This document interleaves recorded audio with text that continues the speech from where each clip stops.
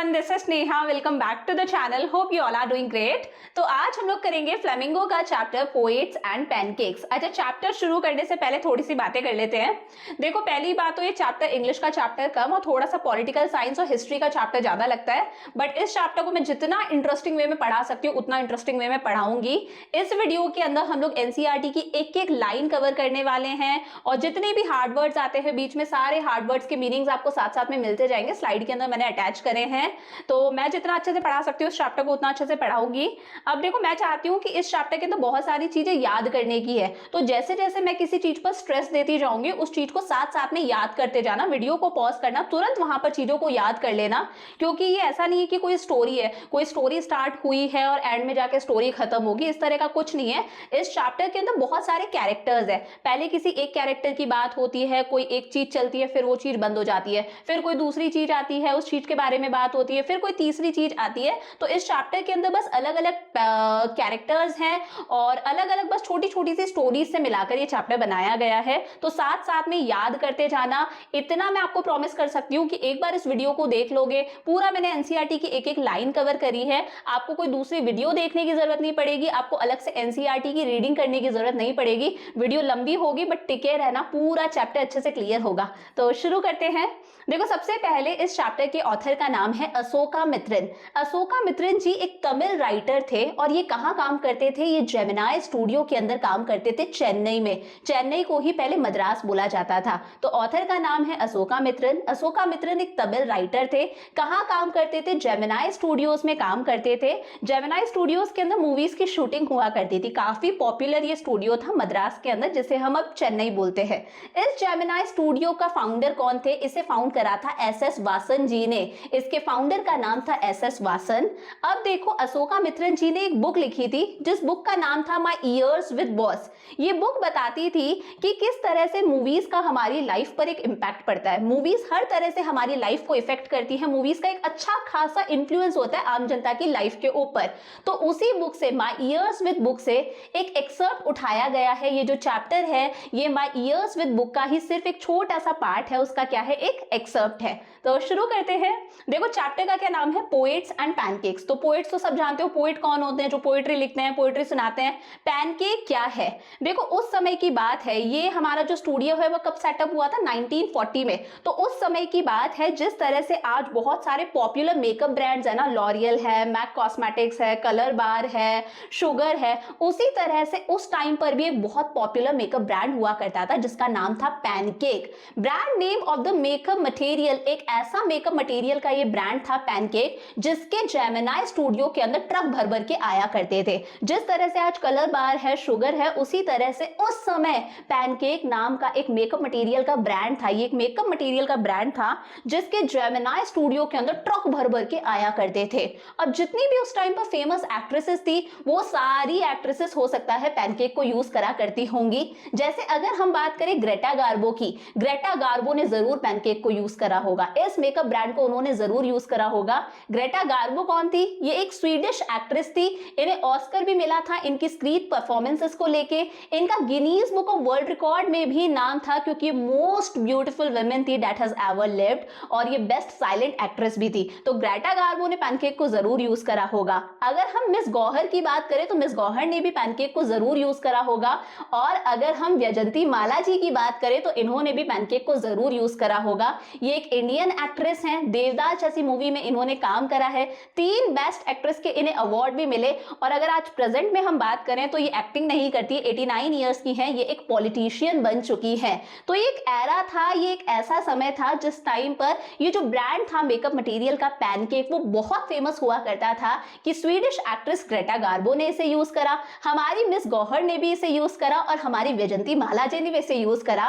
But धीरे धीरे हर चीज का ट्रेंड खत्म होता जाता है ना। जैसे आज की डेट में हम तो जानते ही नहीं है पैनकेक क्या है। हम क्या जानते हैं? लैक्मे जानते हैं, कलर बार जानते हैं, शुगर जानते हैं, मैक कॉस्मेटिक्स जानते हैं। तो इन्होंने तो इसे यूज करा होगा। बट फिर एक नए जमाने की एक्ट्रेस आई जिनका नाम था रति अग्निहोत्री। शायद रति अग्निहोत्री ने इस पैनकेक ब्रांड के बारे में सुना भी नहीं होगा, यूज करना तो दूर की बात है, शायद उन्होंने इसके बारे में सुना भी नहीं होगा। तो ये सिर्फ बताया है कि पैनकेक क्या है। जेमिनाई स्टूडियो के अंदर एक मेकअप मटेरियल यूज करा जाता था, उसका ये ब्रांड था जिसका जेमिनाई स्टूडियो के अंदर ट्रक भर भर के आया करते थे, ट्रक लोड्स होके आया करते थे इस पैनकेक के। अब स्टोरी हमारी दूसरे टॉपिक पर जाती है। देखो जैसे ही एक टॉपिक एंड होगा इस तरह की लाइन बनी हुई दिखेगी, तो स्टोरी हमारी दूसरी तरफ जाती है। अब बात करते हैं हम जेमिनाई स्टूडियो के मेकअप डिपार्टमेंट की। ऑब्वियस सी बात है, स्टूडियो है, यहाँ पर मूवीज की शूटिंग होती है, तो डेफिनेटली मेकअप डिपार्टमेंट तो होगा, चेहरा तो पोता जाएगा। तो जेमिनाई स्टूडियो का मेकअप डिपार्टमेंट कहां पर था?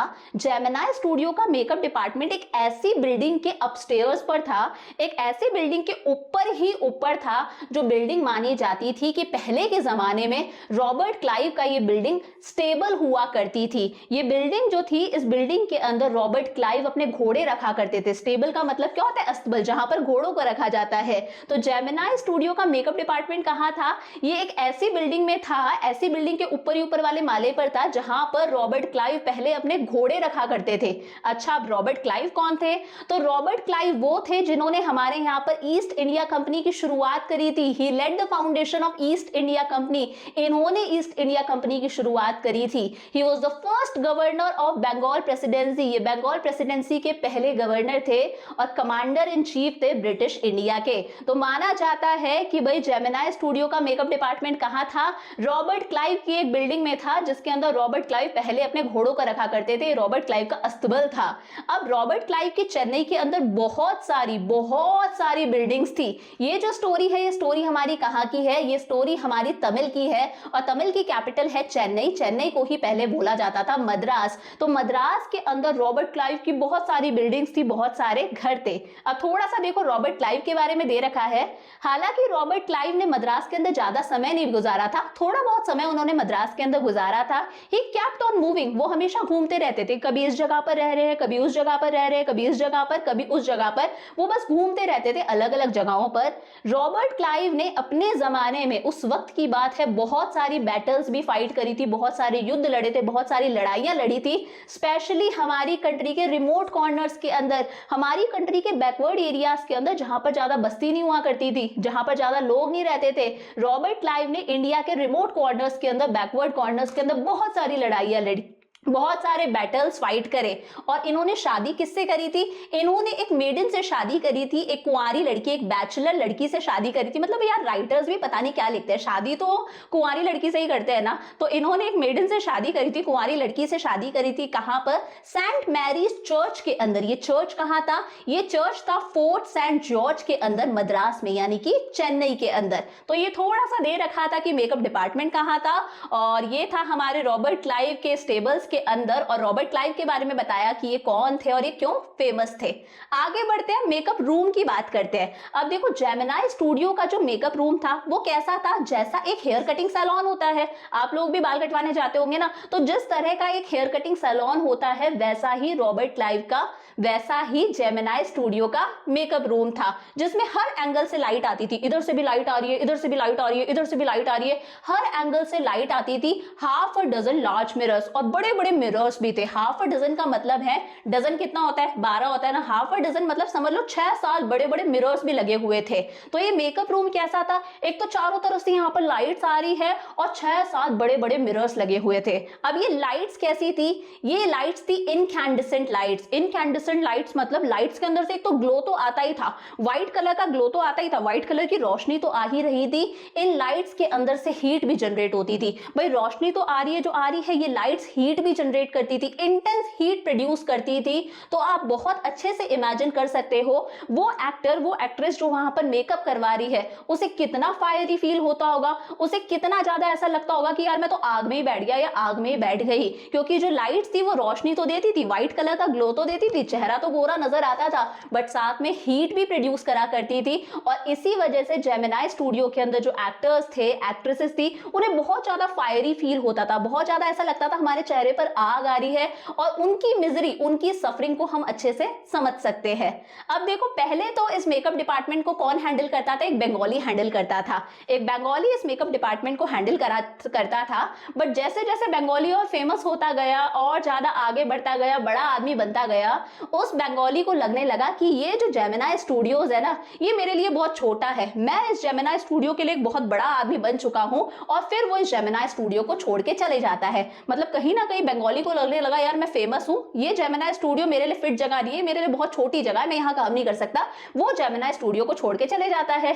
अब जब बंगाली छोड़ के चले जाता है तो इसी जेमिनी स्टूडियो के मेकअप डिपार्टमेंट को कौन हैंडल करता है? एक महाराष्ट्रियन। बंगाली छोड़ के गया, अब महाराष्ट्रियन आया। अब महाराष्ट्रियन को असिस्ट कौन करता है? इसकी हेल्प अलग अलग जगह से लोग आते हैं। कौन कौन इसे हेल्प करते हैं? इसे हेल्प करता है एक धारावर कन्नडिगा जो कि आंध्रा का आदमी है।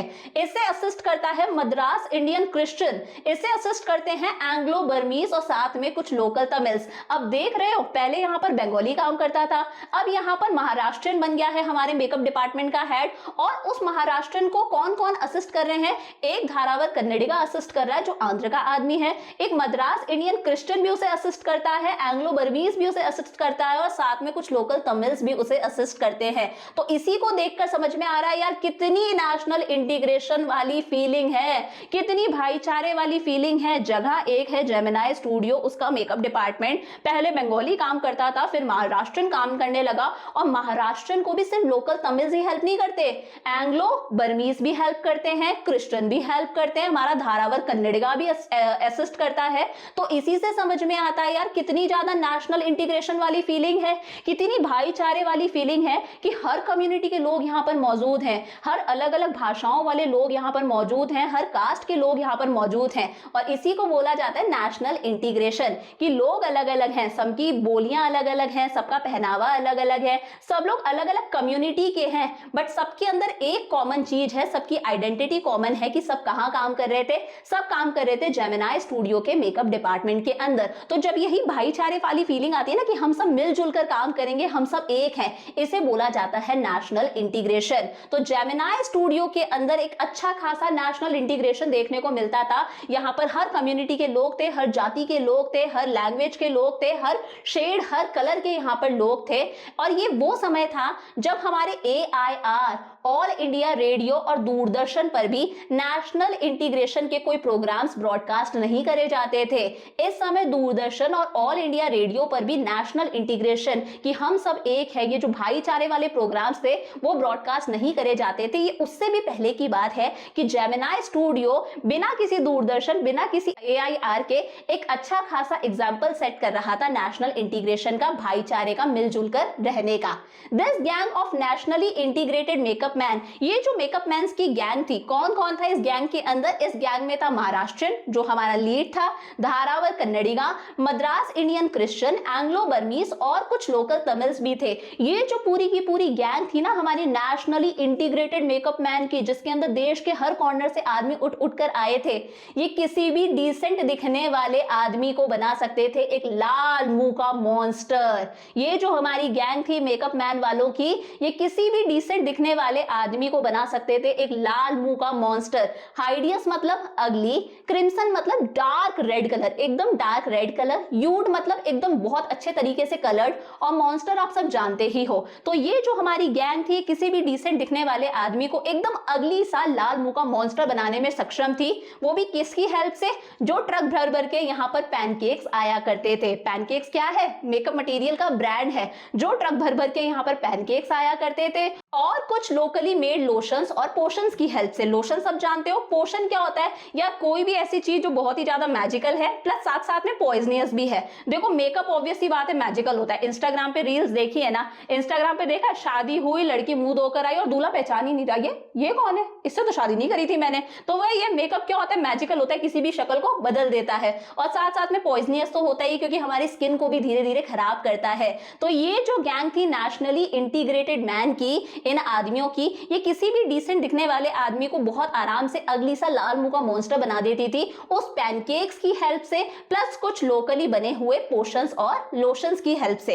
अच्छा, क्यों बनाया जाता था ये लाल मुंह का मॉन्स्टर? क्योंकि कई बार ऐसा होता है ना कि हम अगर चेहरे पे बहुत ज्यादा कोई मेकअप लगाता है तो अगर आप उसे नॉर्मल में देखोगे ना तो ऐसा लगेगा चेहरा बहुत ज्यादा केकी है, चेहरे पर मेकअप की लेयर्स ही लेयर्स है। बट अगर उसी इंसान की आप फोटो खींचोगे ना तो फोटो बड़ी अच्छी आएगी। तो पर्पस सिर्फ ऐसा ही था कि इंसान चाहे रियल में लाल मुंह का मॉन्स्टर ही क्यों ना लगे, वो कैमरा पर प्रेजेंटेबल होना चाहिए, वो कैमरा पर अच्छा दिखना चाहिए, कैमरा पर सुंदर दिखना चाहिए, चाहे वो रियल में लाल मुंह का बंदर ही क्यों ना लग रहा हो।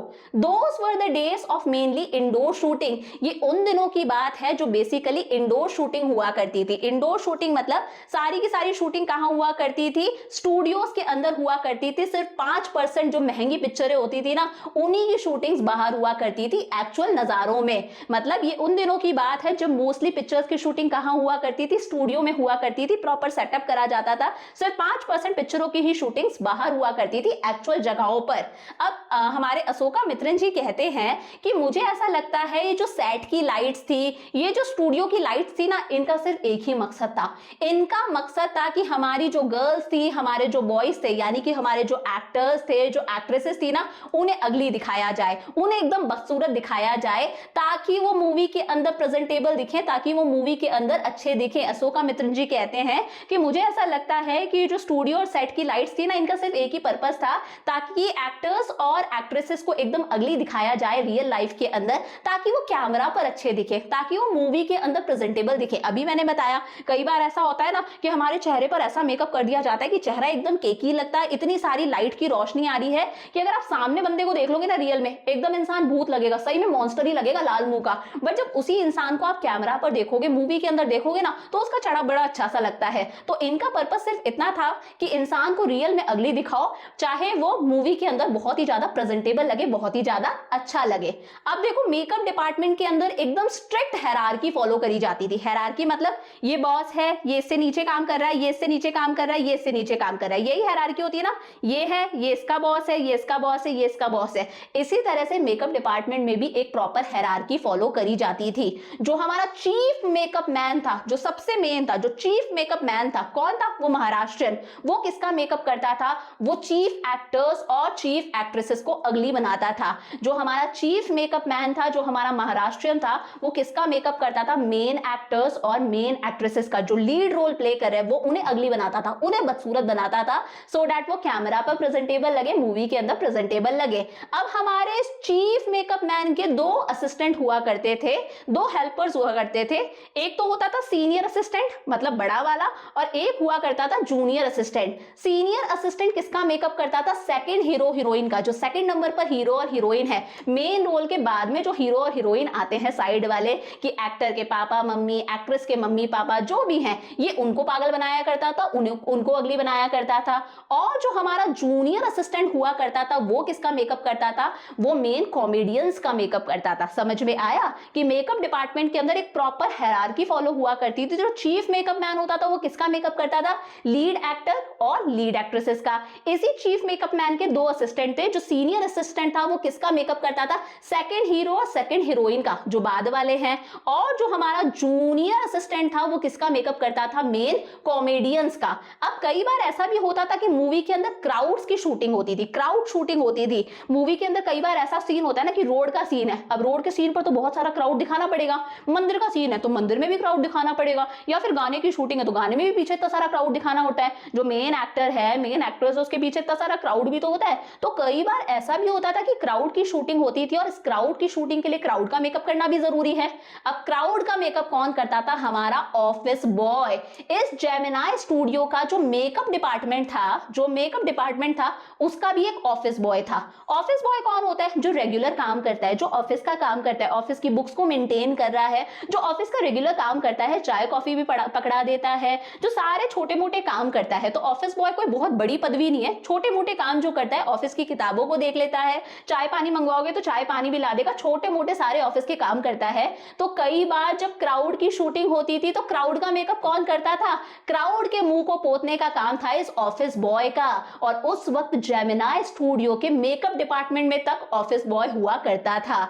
तो जिस भी दिन क्राउड शूटिंग होती है, अशोका मित्रन जी कहते हैं कि इस ऑफिस बॉय का काम क्या होता था। ये ऑफिस बॉय हमें देखने को मिलता था कि एक बड़ा सा जॉइंट वेसल ले लेता था, एक बड़ा सा वेसल ले लेता था, और इसके अंदर पेंट मिक्स करता था। कौन सा पेंट? एशियन पेंट की मैं बात नहीं कर रही हूँ, यहाँ पर पेंट की बात कर रही हूँ पैनकेक्स, जो पैनकेक्स मेकअप आता है। तो जब भी क्राउड की शूटिंग हुआ करती थी, तब इस ऑफिस बॉय को देखा करते थे, बड़ा सा बर्तन ले लेता था और इस बड़े से बर्तन के अंदर पेंट मिक्स करता था and slapping it on the crowd players. और इस मेकअप को किस पर लगाता लगाता था, क्राउड प्लेयर्स पर लगाता था। अब ऑब्वियस सी बात है, ऑफिस बॉय है तो इसे मेकअप करना तो नहीं आता है, मेकअप आर्टिस्ट तो नहीं है। इसका काम क्या था, उन क्राउड प्लेयर्स के चेहरे को सिर्फ पोतना, बस उनके चेहरे को पोत दो, कोई यहाँ पर आर्ट नहीं दिखानी कि आईब्रो बनानी है, लाइनर लगाना है, बस क्राउड प्लेयर्स के चेहरे को पोत दो कि उनका चेहरा एकदम सफेद सा लगे, वो लाल मुंह के मॉन्स्टर लगे। The idea was to close every pore on the surface of the face in the process of applying makeup। मकसद सिर्फ इतना था कि चेहरे के हर एक पोर को मेकअप से कवर कर दो। कोई मतलब नहीं है, यहाँ पर कोई आर्ट दिखाने की जरूरत नहीं है, मकसद सिर्फ इतना था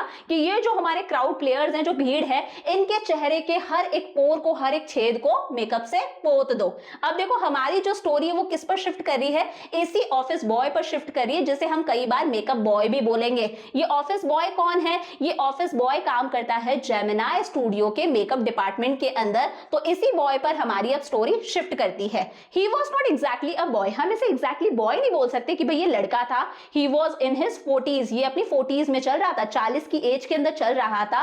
इसने जेमिनी स्टूडियो को बहुत सालों पहले ज्वाइन करा था। ये जेमिनी स्टूडियो के अंदर बहुत सालों पहले ही आ चुका था, ऐसा समझ लो आज से 10-20 साल पहले ही जेमिनी स्टूडियो के अंदर आ चुका था और बहुत बड़े ख्वाब के साथ में आया था। इसका ख्वाब था, इसकी इच्छा थी कि ये जेमिनी स्टूडियो के अंदर एक स्टार एक्टर बनेगा, एक मेन एक्टर बनेगा, लीड रोल प्ले करा करेगा। इसका सपना था यार, अगर स्टार एक्टर नहीं बन पाऊंगा तो कम से कम टॉप स्क्रीन राइटर तो बनूंगा, बड़ी बड़ी मूवीज की स्क्रिप्ट तो लिखा करूंगा, टॉप स्क्रीन राइटर बनूंगा, या फिर कम से कम मैं डायरेक्टर ही बन जाऊंगा, और अगर डायरेक्टर भी नहीं तो मैं लिरिक्स राइटर बन जाऊंगा, मैं सॉन्ग्स के गानों लिखा करूंगा, मैं सॉन्ग्स के लिरिक्स लिखा करूंगा। तो ये जो हमारा ऑफिस बॉय है, ये एग्जैक्टली बॉय नहीं है, ये इसकी 40s में चल रहा है और इसने जेमिनी स्टूडियो सालों पहले ज्वाइन करा था, बहुत साल पहले जब ज्वाइन करा था तो इसका ख्वाब था कि मैं जेमिनी स्टूडियो के अंदर एक स्टार एक्टर बनूंगा, या फिर मैं एक टॉप स्क्रीन राइटर बन जाऊंगा, बड़ी बड़ी मूवीज के लिए मैं स्क्रिप्ट लिखा करूंगा, या फिर मैं डायरेक्टर बनूंगा, या फिर मैं लिरिक्स राइटर बनूंगा, मैं गाने लिखूंगा, मैं लिरिक्स लिखा करूंगा। तो इसी से समझ में आता है हमारा ये जो ऑफिस बॉय है, जो क्राउड्स के फेसेस को पोता करता है, कितना ज्यादा मल्टी टैलेंटेड आदमी होगा। बट देखा जाए तो इसकी ये जो होप है वो होप ही रह गई। ये एक्चुअली क्या है, ये सिर्फ ऑफिस बॉय है, ये जेमिनी स्टूडियो के मेकअप डिपार्टमेंट के अंदर बस एक ऑफिस बॉय का काम करता है, रेगुलर काम करता है, चाय कॉफी वगैरह पकड़ा दिया करता होगा, और कई बार जब क्राउड शूटिंग होती है तो क्राउड के फेसेस को ये पोता करता है। तो इसका ये पूरा का पूरा जो टैलेंट है ये वेस्ट हो रहा था। In those days I worked in a cubicle, उन दिनों की बात है, उसी समय अशोका मित्रन जी कहते हैं कि मैं क्यूबिकल में काम करा करता था। क्यूबिकल जानते हो ना, इस तरह से ऑफिसेस के अंदर बॉक्स बने हुए होते हैं, इमेज के अंदर देख लो ऐसे बॉक्सेस बने हुए होते हैं। तो अशोका मित्रन जी ऐसे क्यूबिकल में काम करा करते थे और दो दीवारें जो थी, दो दीवारें वो कंप्लीटली कैसी थी, फ्रेंच विंडोज थी। इस तरह की विंडोज होती है जो पूरी खुली हुई विंडोज होती हैं। तो अशोका मित्रन जी कहते हैं जो दो दीवारें थी ना यहाँ की, वो कंप्लीटली क्या थी, फ्रेंच विंडोज थी, खुली हुई थी, और इन्हें पता भी नहीं था कि इन विंडोज को फ्रेंच विंडोज बोला जाता है। एक्चुअली मुझे भी नहीं पता कि इन विंडोज को फ्रेंच विंडोज बोला जाता है। अब अशोका मित्रन जी का यहाँ पर काम क्या था, देखो इनका काम था कि न्यूज़पेपर के अंदर से ये क्लिप्स कट करा करते थे। जो हमारे राइटर, इनका काम क्या था, ये न्यूज़पेपर के अंदर से क्लिप्स कट करा करते थे और उन क्लिप्स को एक फाइल में स्टोर करा करते थे। पर्पस क्या हो सकता है यार, न्यूज़पेपर की क्लिप्स कट करके रख लो, फिर बाद में जो भी राइटर है वो इन्हें देखकर हो सकता है इन्हीं से स्टोरी लिख दे। तो अशोका मित्रन जी का काम सिर्फ कितना था कि न्यूज़पेपर में से वो क्लिप्स कट करा करते थे, जो भी कोई इंटरेस्टिंग चीज हुआ करती थी, और उन्हें फाइल में स्टोर करके रखते थे। Seeing me sitting at my desk tearing up newspaper day in and day out, most people thought I was doing next to nothing। अब लोग इन्हें देखा करते थे कि अशोका मित्रन जी क्या करे, सिर्फ न्यूज़पेपर की क्लिप्स कट करते हैं। तो लोगों को ऐसा लगता होगा यार ये तो कोई काम ही नहीं करते, ये क्या काम करे, ये तो न्यूज़पेपर की क्लिप्स कट करते हैं, इनके पास तो कोई काम ही नहीं है, ये तो काम ही नहीं करते। और सेम ऐसा ही अशोका मित्रन जी के बॉस भी सोचा करते थे। अब इनके बॉस कौन है, याद करो, ये जो हमारा जेमिनी स्टूडियो था वो किसका था, मैंने शुरुआत में बताया था एसएस वासन जी का। किसका था, एसएस वासन जी का, वो इसके फाउंडर थे। और ऐसा ही इनके बॉस को भी लगता था कि अशोका मित्रन जी कोई काम नहीं करते, सारे दिन बैठ के बस क्या करते हैं, न्यूज़पेपर में से क्लिप्स कट करते हैं। तो कोई भी जिसे कोई भी काम करवाना होता था वो डायरेक्टली कहां आ जाता था, अशोका मित्रन जी के क्यूबिकल में आ जाता था। ध्यान से समझना, सबको लगता था अशोका मित्रन जी कोई काम नहीं करते, उनके पास में सिर्फ एक ही काम है, न्यूज़पेपर में से वो क्या करते हैं, पिक्चर्स को कट करते हैं, क्लिप्स काटते हैं। तो किसी को भी अगर कोई एक्स्ट्रा काम होता था, किसी को अगर कोई काम करवाना होता था, तो वो काम करवाने के लिए कहां आते थे, अशोका मित्रन जी के क्यूबिकल में आते थे। यहाँ पर लिखा है बार्ज इनटू, बिना पूछे ऐसे ही वो अशोका मित्रन जी के क्यूबिकल में एंटर हो जाया करते थे और उन्हें कोई ना कोई ऑक्यूपेशन दे दिया करते थे। ऑक्यूपेशन का मतलब है उन्हें कोई ना कोई काम धंधा दे दिया करते थे और साथ में एक एक्सटेंडेड लेक्चर भी देते थे। अब लेक्चर ये भी हो सकता था कि यार तुम्हारे पास में कोई काम नहीं है क्या, सारे दिन बैठ के बस न्यूज़पेपर में से पिक्स कट करते रहते हो, क्लिप्स कट करते रहते हो, तुम्हारे पास में कोई काम नहीं है क्या। और हो सकता है ये एक्सटेंडेड लेक्चर ये भी हो कि सामने वाला अशोका मित्रन जी को जो भी काम सौंप के जा रहा है, जो भी ऑक्यूपेशन सौंप के जा रहा है, वो उसके बारे में उन्हें बता के जाता होगा कि इस काम को कैसे करना है। तो समझ पा रहे हो है क्या कि अशोका मित्रन जी अपने क्यूबिकल में बैठ के न्यूज़पेपर में से क्लिप्स कट करा करते थे, फाइल में स्टोर करा करते थे। दूसरों को लगता था यार इनके पास तो कोई काम ही नहीं है, तो कोई काम ही नहीं करते। और शायद अशोका मित्रन जी के जो बॉस थे एसएस वासन, उन्हें भी ऐसा ही लगता था। तो अगर कभी भी किसी को भी कोई काम करवाना होता था तो उन्हें लगता था सबसे वेल्ले आदमी कौन है, अशोका मित्रन जी है। वो अशोका मित्रन जी के क्यूबिकल में आ जाते थे बिना उनसे परमिशन लिए, बिना पूछे, और आके उन्हें काम संभला के चले जाते थे। साथ में बड़ा सारा लेक्चर भी देके जाते थे कि तुम्हारे पास में तो कोई काम ही नहीं है, तुम ये काम करो। इंस्ट्रक्शंस देकर जाते थे कि इस काम को ऐसे करना है। The boy in the makeup department. अच्छा ये बॉय कौन है? अब देखो बॉय ये वही है ऑफिस बॉय। ऑफिस बॉय कौन है? जो जेमिनी स्टूडियो के मेकअप डिपार्टमेंट के अंदर जो क्राउड शूटिंग होती है तो ये क्राउड का मुंह पोता करता है। एक्चुअली बॉय नहीं है, ये 40 साल का आदमी है जिसने सालों पहले जेमिनी स्टूडियो ज्वाइन करा था। किस ख्वाब में कि मैं इस जेमिनी स्टूडियो में एक स्टार एक्टर बनूंगा, या फिर डायरेक्टर बनूंगा, या फिर टॉप स्टोरी राइटर बनूंगा, या फिर लिरिक्स राइटर बनूंगा। The boy in the makeup department had decided I should be enlightened on how great literary talent was being allowed to go waste in the department fit only for barbers and perverts। अब हमारे office boy ने decide कर लिया था कि मैं ये enlighten करूंगा, मैं इस चीज पर रोशनी डालूंगा कि कितना ग्रेट लिटरेरी टैलेंट वेस्ट हो रहा है। वो खुद की बात कर रहा है। हमारे ऑफिस बॉय ने डिसाइड कर लिया था कि भाई मैं एनलाइटन करूंगा, मैं ये सबको दिखाऊंगा कि इतना ज्यादा ग्रेट लिटरेरी टैलेंट वेस्ट हो रहा है। मैं यहाँ पर आया था स्टार एक्टर बनने, मैं इतनी अच्छी पोएट्री लिख सकता हूँ, मैं इतने अच्छे लिरिक्स लिख सकता हूँ, मैं इतनी अच्छी स्टोरी लिख सकता हूँ, इतना सारा लिटरेरी टैलेंट वेस्ट हो रहा है। लिटरेरी टैलेंट क्या होता है? आपकी स्टोरीज लिखना, आप गाने लिखते हो, प्रोज लिखते हो, पोएट्री लिखते हो, ये क्या है? लिटरेरी टैलेंट होता है। तो ऑफिस बॉय ने डिसाइड कर लिया था कि मैं ये चीज एनलाइटन करूंगा, मैं इस चीज पर रोशनी डालूंगा, इस चीज को सबके सामने लेकर आऊंगा कि इतना सारा लिटरेरी टैलेंट वेस्ट हो रहा है। मैं वहां काम कर रहा हूं, मैं मेकअप डिपार्टमेंट में काम कर रहा हूं जो सिर्फ किसके लिए सूटेबल है? जो सिर्फ बार्बर्स के लिए सूटेबल है। मेकअप डिपार्टमेंट में कौन काम करते हैं? बार्बर्स, जो कटिंग करते हैं, या फिर यहाँ पर परवर्ट्स काम करते हैं। परवर्ट्स का मतलब है वो लोग जिनका सेक्सुअल बिहेवियर थोड़ा सा अच्छा नहीं होता, जिन्हें देख के एक अजीब सी वाइब्स आती है ना, यार ये कैसे बिहेव कर रहे हैं।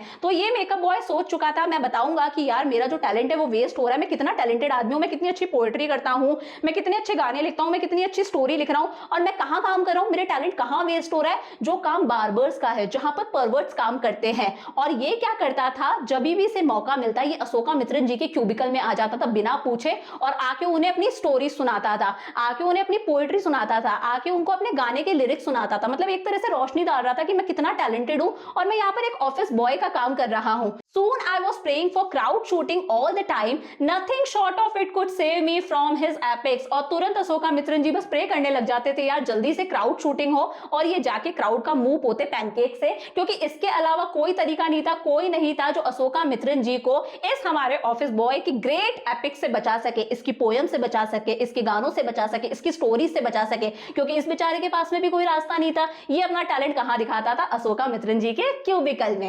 In all instances of frustration. अब देखो जब भी इंसान फ्रस्ट्रेट होता है, उसे गुस्सा आता है, उसे एंगर फील होता है, जब भी इंसान फ्रस्ट्रेट होता है ना तो उसका गुस्सा हमेशा किसी एक इंसान के टूवर्ड्स होता है। जब भी हम बहुत ज्यादा फ्रस्ट्रेटेड होते हैं ना, हमें ऐसा लगता है जो भी कुछ हो रहा है ना इसी की वजह से हो रहा है, यही पर्सन है हमारी लाइफ में, जो भी कुछ गलत हो रहा है ना सिर्फ और सिर्फ इस आदमी की वजह से हो रहा है। अगर ये आदमी नहीं होगा ना तो हमारी लाइफ एकदम चंगी होगी, एकदम बढ़िया होगी। तो हमारी लाइफ में जब भी कोई फ्रस्ट्रेशन होता है तो हमारा जितना भी गुस्सा होता है वो एक सिंगल पर्सन के टूवर्ड्स होता है। चाहे हम ओपनली उस पर गुस्सा करें, चाहे हम उसके मुंह पर उस पर गुस्सा करें, उसके मुंह पर उस पर चिल्लाए, चाहे कन्वर्टली, चाहे सीक्रेटिवली, अंदर से हमें उस पर गुस्सा आ रहा है, मीठा मीठा हम बोल रहे हैं बट अंदर से हम गुस्सा है। तो हमारी लाइफ के अंदर अगर कभी भी फ्रस्ट्रेशन होता है तो हम ओपनली एक ही इंसान पर गुस्सा उतारते हैं, चाहे हम ओपनली उतारे चाहे कन्वर्टली, चाहे मनी मन उसको गालियां दे रहे हैं उसके सामने ना बोले। और ऐसा ही कुछ हमारे इस ऑफिस बॉय के साथ में भी था जो मेकअप डिपार्टमेंट में काम करता था। ये ऑफिस बॉय अच्छे से कन्विंस हो चुका था, ये अच्छे से मानता था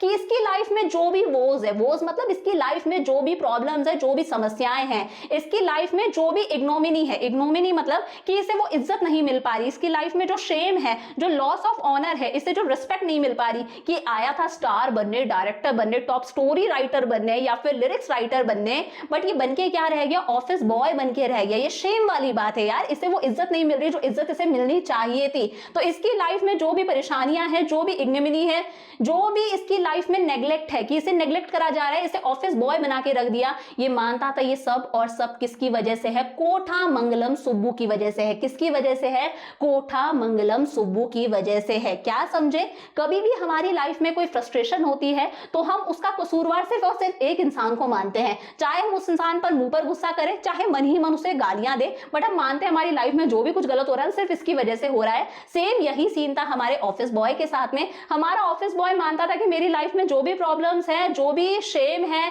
कि मुझे वो इज्जत नहीं मिल पा रही, जो रिस्पेक्ट नहीं मिल पा रही, मेरा टैलेंट जो है वो वेस्ट जा रहा है, मेरा लिटरेरी टैलेंट वेस्ट जा रहा है, मुझे नेग्लेक्ट करा जा रहा है, मेरी लाइफ में जो भी कुछ गलत हो रहा है वो सिर्फ और सिर्फ किसकी वजह से हो रहा है, कोठा मंगलम सुब्बू की वजह से। ये हमारा ऑफिस बॉय है बेचारा और ये सोच रहा है all because of that Subbu, ये सब कुछ उस सुब्बू की वजह से हो रहा है। तो अब हमारी जो स्टोरी है वो किस डायरेक्शन में जा रही है, सुब्बू की तरफ। अब हम बात करेंगे कौन है ये कोठा मंगलम Subbu. Subbu was the number 2 at Gemini Studio। कोठा मंगलम सुब्बू जी Gemini Studio के अंदर नंबर 2 पोजीशन पर आया करते थे। ये मैं ऊपर से पोजीशंस की बात कर रही हूँ। सेकंड नंबर पर कौन आया करते थे Gemini Studio के अंदर पोजीशन में, कोठा मंगलम सुब्बू जी। तो नंबर 1 पोजीशन पर कौन आते थे, याद करो चैप्टर की शुरुआत में मैंने बताया था कि Gemini Studio कब फॉर्म हुआ था, 1940 के अंदर। और इसके फाउंडर कौन थे, इसके फाउंडर थे एस वासन। कौन थे इसके फाउंडर, एस वासन जी। तो ऑब्वियस सी बात है यार, पहले नंबर पर तो फाउंडर ही आएंगे। पहले नंबर पर आते थे एस वासन जी और दूसरे नंबर पर आते थे हमारे कोठा मंगलम सुब्बू।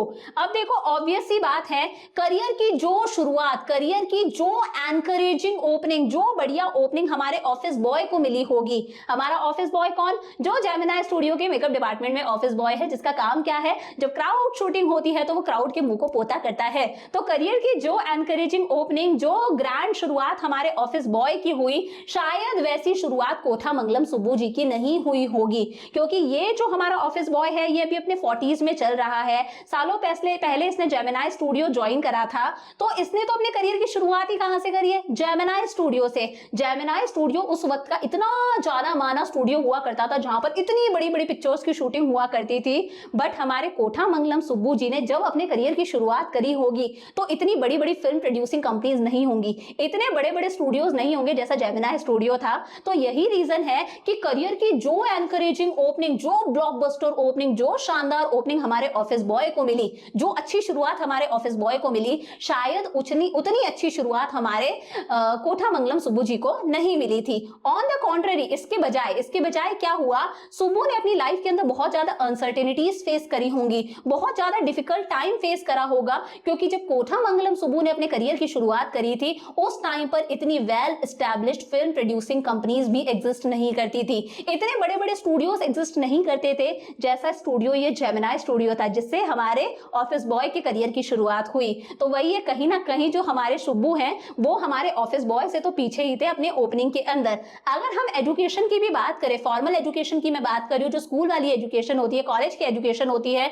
उसमें भी कहीं ना कहीं कोठा मंगलम सुब्बू जो है वो हमारे ऑफिस बॉय से तो पीछे ही है, उसे लीड नहीं कर पाए, उससे आगे नहीं कर पाए। इसका मतलब क्या है, अगर हम एजुकेशन की भी बात करें तो हमारे ऑफिस बॉय की एजुकेशन ज्यादा अच्छी है, उसने ज्यादा अच्छी फॉर्मल एजुकेशन ली है। कोठा मंगलम सुब्बू को उतनी अच्छी एजुकेशन नहीं मिल पाई थी। बट क्या हुआ, by virtue of being born a Brahmin, by virtue of का मतलब है बिकॉज कोठा मंगलम सुब्बू का जन्म हुआ एक ब्राह्मण फैमिली के अंदर, वो एक ब्राह्मण थे, तो ये उनके लिए एक वर्चू साबित हुआ, ये उनके लिए एक गुड क्वालिटी साबित हुई, क्योंकि वो एक ब्राह्मण फैमिली में पैदा हुए थे, वो ब्राह्मण थे, ब्राह्मण कास्ट एक अपर कास्ट मानी जाती है। तो ये सुब्बू के लिए एक बहुत बड़ी खासियत थी, एक बहुत बड़ा एडवांटेज था कि उन्हें एक्सपोजर मिला अपनी लाइफ के अंदर एफ्लुएंट सिचुएशंस का। कोठा मंगलम सुब्बू अपनी लाइफ में अच्छी सिचुएशंस देखने को मिली, एफ्लुएंट मतलब रिच सिचुएशंस देखने को मिली, अच्छी सिचुएशंस देखने को मिली। उनकी लाइफ में उन्होंने रिच लोग देखे हैं, पढ़े लिखे लोग देखे, रिच लोग देखे, उन्होंने अपनी जिंदगी में सब कुछ भरा पूरा देखा है, उन्होंने स्ट्रगल नहीं करा किसी चीज को लेके। और यही रीजन था हमारा ऑफिस बॉय जो था वो कोठा मंगलम सुब्बू से जलता था। कोठा मंगलम सुब्बू के करियर की शुरुआत भी उतनी अच्छी नहीं हुई जितनी हमारे ऑफिस बॉय की थी। कोठा मंगलम सुब्बू जो थे वो पढ़ाई में भी उतने आगे नहीं थे, उन्होंने इतनी अच्छी पढ़ाई नहीं करी जैसी हमारे ऑफिस बॉय ने करी, क्योंकि वो एक ब्राह्मण फैमिली में पैदा हुए, उन्हें अच्छी सिचुएशंस मिली, उन्हें रिच लोग देखने को मिले। सिर्फ ये एक रीजन था कि हमारे जो सुब्बू थे वो जेमिनी स्टूडियो के अंदर नंबर 2 पोजीशन पर आते हैं, ऐसा हमारे ऑफिस बॉय को लगता था। इसलिए हमारा ऑफिस बॉय सोचता था मेरी जिंदगी में जो भी कुछ गलत हो रहा है, मुझे जो भी दर्जा नहीं मिल रहा, वो सिर्फ और सिर्फ किसकी वजह से है, कोठामंगलम सुब्बू की वजह से है, ऐसा हमारे ऑफिस बॉय को लगता था। अगर हम कोठामंगलम सुब्बू की बात करें, he had the ability to look cheerful at all times। Kothamangalam Subbu हमेशा हंसते रहते थे, हमेशा चीयरफुल रहते थे, उनके चेहरे पर हमेशा एक मुस्कुराहट रहती थी, चाहे उनके हाथ में एक फ्लॉप फिल्म ही क्यों ना हो, चाहे उनकी कोई पिक्चर पिट ही क्यों ना हो गई हो, फ्लॉप ही क्यों ना हो गई हो। कोठामंगलम सुब्बू की एक खासियत थी कि वो हमेशा चीयरफुल रहते थे, हंसते रहते थे, मुस्कुराते रहते थे। He always had work for somebody। उनके पास में हमेशा किसी ना किसी के लिए कोई ना कोई काम हुआ करता था। मतलब ऐसा था, वो अपना कोई भी काम खुद नहीं करते थे, अपना सारा काम वो दूसरों से करवाते थे। तो फिर ऐसा क्या था कि कोठामंगलम सुब्बू नंबर 2 पोजीशन पर आते थे जेमिनी स्टूडियो में। ब्राह्मण फैमिली में पैदा हुए थे, वो सारी चीजें तो कौन सोचता था, हमारा ऑफिस बॉय सोचता था।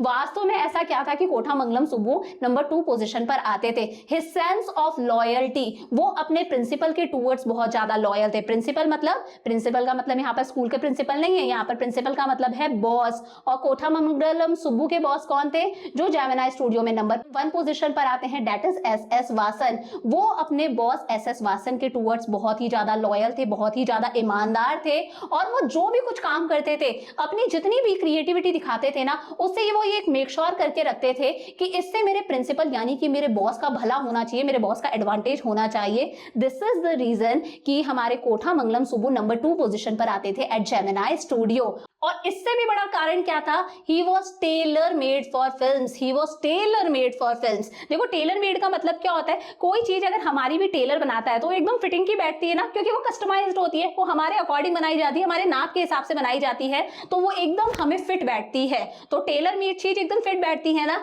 सेम ऐसे ही कोठामंगलम सुब्बू जो थे वो भी हमारे फिल्म्स के लिए एकदम टेलर मेड थे, वो एकदम फिट बैठते थे। क्यों?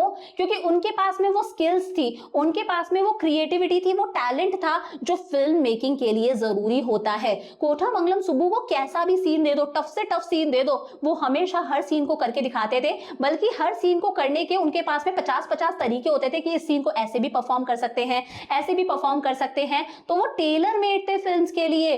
फिल्म्स बनाने के लिए जिन राइट स्किल्स की जरूरत होती है, जिस टैलेंट की जरूरत होती है, जिन स्किल्स की जरूरत होती है, वो सारी स्किल्स सुब्बू के पास में थी। This is the main reason वो जेमिनी स्टूडियो में नंबर 2 पोजीशन पर आते हैं। A man who could be inspired when commanded. Commanded का मतलब है ऑर्डर। ये एक ऐसे आदमी थे जिन्हें जब भी बॉस ऑर्डर देगा, प्रोड्यूसर ऑर्डर देगा, ये हमेशा इंस्पायर्ड रहते थे। जी बॉस बोलिए बॉस क्या करना है, कैसे करना है। इन्हें जब भी कमांड करोगे, जब भी ऑर्डर दोगे, ये हमेशा इंस्पायर्ड रहते थे, और दूसरे लोगों को ऐसा लगता था कि ये अपने बॉस की चापलूसी करते, चमचागिरी करते। दिस इज द रीजन ये सेकंड नंबर पर आते हैं। अब एक सीन है कि भाई प्रोड्यूसर बोलता है मुझे तो समझ में नहीं आ रहा है यार, ये सीन कैसे करेंगे सुब्बू, कोठामंगलम सुब्बू जी आप बताओ यार ये सीन कैसे होगा। सीन क्या है, पानी ही पानी है, पानी के अंदर एक चूहा है और एक टाइग्रेस है, यानी कि एक शेरनी है, एक चूहा है और एक शेरनी है। शेरनी और चूहे की लड़ाई हो रही है, और इस लड़ाई में चूहा शेरनी को मार देता है। चूहा शेरनी को मार तो देता है, बट उसके बाद में चूहे को शेरनी के बच्चों पर दया आती है, कब्स पे दया आती है। शेरनी के बच्चों को क्या बोलते हैं, कब्स। चूहे को कब्स पे दया आती है, और वो बड़े ही प्यार के साथ में शेरनी के बच्चों को रखता है। अब ये सीन है, हमारा प्रोड्यूसर बोलता है सुब्बू समझ में नहीं आ रहा है यार सीन को कैसे परफॉर्म करें, तुम बताओ सुब्बू इस सीन को कैसे परफॉर्म करा जाए। और सुब्बू 1 मिनट के अंदर 4 तरीके लेकर आता था, 4 तरीके लेकर आता था कि इस सीन को ऐसे करा जा सकता है। सीन क्या है कि कैसे बेचारा चूहा शेरनी के बच्चों पर अपना प्यार बरसा रहा है। Rat pouring affection on it's victims offspring. Victim कौन है, जो मर गई, कौन है, शेरनी। ऑफस्प्रिंग मतलब उसके बच्चे यानी कि कब। किस तरह से चूहा शेरनी के बच्चों पर अपना प्यार बरसा रहा है। सुब्बू 4 तरीके लेकर आता था इस सीन को परफॉर्म करने के लिए। अब प्रोड्यूसर कहता था हाँ अच्छा है, गुड, बट समझ में नहीं आ रहा ये इतना इफेक्टिव है क्या, समझ में नहीं आ रहा यार, अच्छा तो है, समझ में नहीं आ रहा ये तरीका इतना इफेक्टिव है क्या। वैसे ही 1 मिनट के अंदर सुब्बू हमारा 14 और तरीके लेकर आ जाता था उस सीन को परफॉर्म कराने के लिए। तो कितना टैलेंटेड आदमी था सुब्बू यार, कि कैसा भी डिफिकल्ट से डिफिकल्ट सीन ले लो कि भाई पानी है, चूहा है, शेरनी है, चूहे ने शेरनी को मार दिया, अब शेरनी के बच्चों पर चूहे को प्यार आता है, चूहा उनका बहुत ही अच्छे से ध्यान रखता है, कैसा सीन है ये। बट सुब्बू तरीका लेकर आया, बॉस को अच्छा भी लगा, बॉस कहता है यार इतना ज्यादा इफेक्टिव नहीं लग रहा, और एक ही मिनट के अंदर सुब्बू 14 और तरीके ले आता था उस सीन को परफॉर्म करवाने के। तो सुब्बू सही में टेलर मेड था फिल्म्स के लिए, उसके पास में सच में वो स्किल्स थी जो मूवीज बनाने के लिए, फिल्म्स बनाने के लिए चाहिए होती है। Film making must have been and was so easy with a man like Subbu around. Subbu जैसा आदमी अगर पास में था तो फिल्म मेकिंग का काम एकदम आसान बन जाता था। और ये वो आदमी था जिसने जेमिनी स्टूडियो को एक डायरेक्शन प्रोवाइड करी, एक डेफिनेशन दी। जेमिनी स्टूडियो उस वक्त इतना जाना जाता था, वो वक्त क्या था, जेमिनी स्टूडियो के गोल्डन ईयर्स थे। जेमिनी स्टूडियो उस टाइम पर प्रतिष्ठा में था, जाना जाता था, वो गोल्डन ईयर्स माने जाते थे जेमिनी स्टूडियो की सक्सेस के। तो अगर किसी आदमी जिसने जेमिनी स्टूडियो को डायरेक्शन दी थी, दिशा दी थी, डेफिनेशन दी थी कि हाँ भाई ये जेमिनी स्टूडियो है, जिसकी वजह से जेमिनी स्टूडियो इतना आगे बढ़ा था, अपनी गोल्डन एज वो एंजॉय कर रहा था, वो आदमी सिर्फ और सिर्फ कौन था, कोठामंगलम सुब्बू। इट वाज कोठामंगलम सुब्बू जिसने जेमिनी स्टूडियो को डायरेक्शन दी थी, दिशा दी थी, डेफिनेशन दी थी, जिनकी वजह से जेमिनी स्टूडियो उस वक्त इतना जाना जाता था। Subbu had a separate identity as a poet. अब भाई हमारे कोठामंगलम सुब्बू एक बहुत बड़े पोएट भी थे, ये बाजार में पोएट के नाम से भी जाना जाते थे और ये बहुत ही ज्यादा फेमस पोएट भी थे। अब देखो पीछे हम लोगों ने देखा कोठामंगलम सुब्बू प्रोड्यूसर के कहने पर अलग अलग तरह से सीन करवा देते थे, तो ये एक अच्छे खासे प्रोड्यूसर तो थे ही, साथ में ये एक अच्छे खासे पोएट भी थे और ये कैपेबल थे कि बहुत ही ज्यादा कॉम्प्लेक्स तरीके की पोएम्स लिख सकते थे, बहुत ही ज्यादा कॉम्प्लिकेटेड टफ पोएम्स ये लिख सकते थे जो हर किसी को समझ में नहीं आ सकती थी, यानी कि आम जनता को, आम मासेस को समझ में आने वाली पोएम्स नहीं होती थी। ये पोएम सिर्फ वही समझ सकता था जो वास्तव में लिटरेचर की नॉलेज रखता है। तो ये बहुत अच्छे पोएट थे और ये इतने कैपेबल थे कि बहुत कॉम्प्लेक्स पोएम्स लिख सकते थे जो कि हायर लेवल की पोएम्स हुआ करती थी, बट डेलिबरेटली, जानबूझ के, डेलिबरेटली का मतलब होता है जानबूझ के ये अपनी पोएम्स किसे एड्रेस करा करते थे, मासेस को, यानी कि आम जनता को। तो यहाँ पर क्या लिखा है कि कोठामंगलम सुब्बू एक बहुत अच्छे पोएट भी थे और ये इतने कैपेबल थे कि ये बहुत कॉम्प्लेक्स पोएम्स लिख सकते थे, बहुत ही हायर लेवल की पोएम्स लिख सकते थे जो आम जनता को समझ में नहीं आती होंगी, बट जानबूझ के डेलिबरेटली ये अपनी पोएम्स किसे एड्रेस करते थे, किसके लिए लिखते थे, किसे सुनाते थे, कॉमन मासेस के लिए, आम जनता के लिए। तो आम जनता के लिए आसान इजी लैंग्वेज में पोएम्स लिखा करते थे। His success in films overshadowed and draft his literary achievements, also his critics felt. इनके जो क्रिटिक्स थे, जो इनकी आलोचना करते थे, जो इनके बारे में बुरा भला बोलते थे, वो क्या कहते थे कि कोठामंगलम सुब्बू जो है वो फिल्म इंडस्ट्री में इतने फेमस हो चुके हैं, इतना उनका नाम है, इसकी वजह से कहीं ना कहीं सुब्बू के लिटरेरी अचीवमेंट्स छुप चुके हैं। लिटरेरी अचीवमेंट्स मतलब कि वो इतने अच्छे पोएट थे, वो इतनी अच्छी पोएट्री लिखते थे, इतने अच्छे गाने लिखते थे, इतने अच्छे प्रोज लिखते थे, इतने अच्छे राइटर थे। ये क्या होता है, लिटरेरी अचीवमेंट्स होते हैं, लिटरेरी चीजें ना लिखना। तो इनके जो क्रिटिक्स थे, इनकी जो आलोचना करते थे, इनके बारे में जो बुरा बोलते थे, वो कहा करते थे कि सुब्बू फिल्म्स के अंदर इतने सक्सेसफुल हो चुके हैं कि इनके जो लिटरेरी अचीवमेंट्स हैं, कि ये इतने अच्छे पोएट हैं, ये सारी की सारी चीजें छुप चुकी हैं। ओवरशैडोड का मतलब है कहीं ना कहीं इनके लिटरेरी अचीवमेंट्स को अब इतनी ज्यादा इंपॉर्टेंस नहीं दिए जाती। ड्वार्फ का मतलब है इनके लिटरेरी अचीवमेंट्स अब छोटे पड़ चुके हैं इनकी फिल्म इंडस्ट्री के अंदर सक्सेस के बाद में। अगर हम सुब्बू की बात करें, he composed several truly original story poems. Subbu ने अपनी लाइफ के अंदर बहुत सारी स्टोरी पोएम्स भी कंपोज करी, लिखी, जो कि फोक स्टाइल में थी। फोक मतलब ट्रेडिशनल स्टाइल में थी, जो भी यहाँ का ट्रेडिशनल स्टाइल था। रिफ्रेन एंड डिक्शन का मतलब होता है बार बार रिपीटेशन होता है ना लाइंस का, उस स्टाइल के अंदर इन्होंने बहुत सारी स्टोरी पोएम्स भी लिखी और इन्होंने एक स्प्रॉलिंग नोवेल लिखा। स्प्रॉलिंग मतलब बहुत ही लंबा चौड़ा, लंबा सारा लार्ज नोवेल लिखा जिसका नाम था थिलाना मोहनंबल। क्या नाम था? थिलाना मोहनंबल। इस नोवेल के अंदर उन्होंने डजन्स ऑफ कैरेक्टर्स यूज करे। इस नोवेल के अंदर बहुत सारे कैरेक्टर्स थे, डजन्स मतलब 12-13 लोग इस कैरेक्टर के अंदर थे, इस नोवेल के अंदर थे। डेफली एश्ड, डेफली का मतलब है बहुत ही स्किलफुल, बहुत ही टैलेंटेड, एश्ड मतलब मेड ऑफ। ये जो नोवेल था ना थिलाना मोहनंबल, इसके अंदर बहुत सारे कैरेक्टर्स थे और सारे के सारे कैरेक्टर्स कैसे थे? बहुत ही ज्यादा स्किलफुल, बहुत ही ज्यादा टैलेंटेड कैरेक्टर्स थे। तो this novel was made of बहुत ही ज्यादा स्किलफुल और टैलेंटेड कैरेक्टर्स। और इस नोवेल के अंदर उन्होंने क्या बताया था? इस नोवेल के अंदर उन्होंने देवदासीज की लाइफ के बारे में बताया था। देवदासीज कौन थी?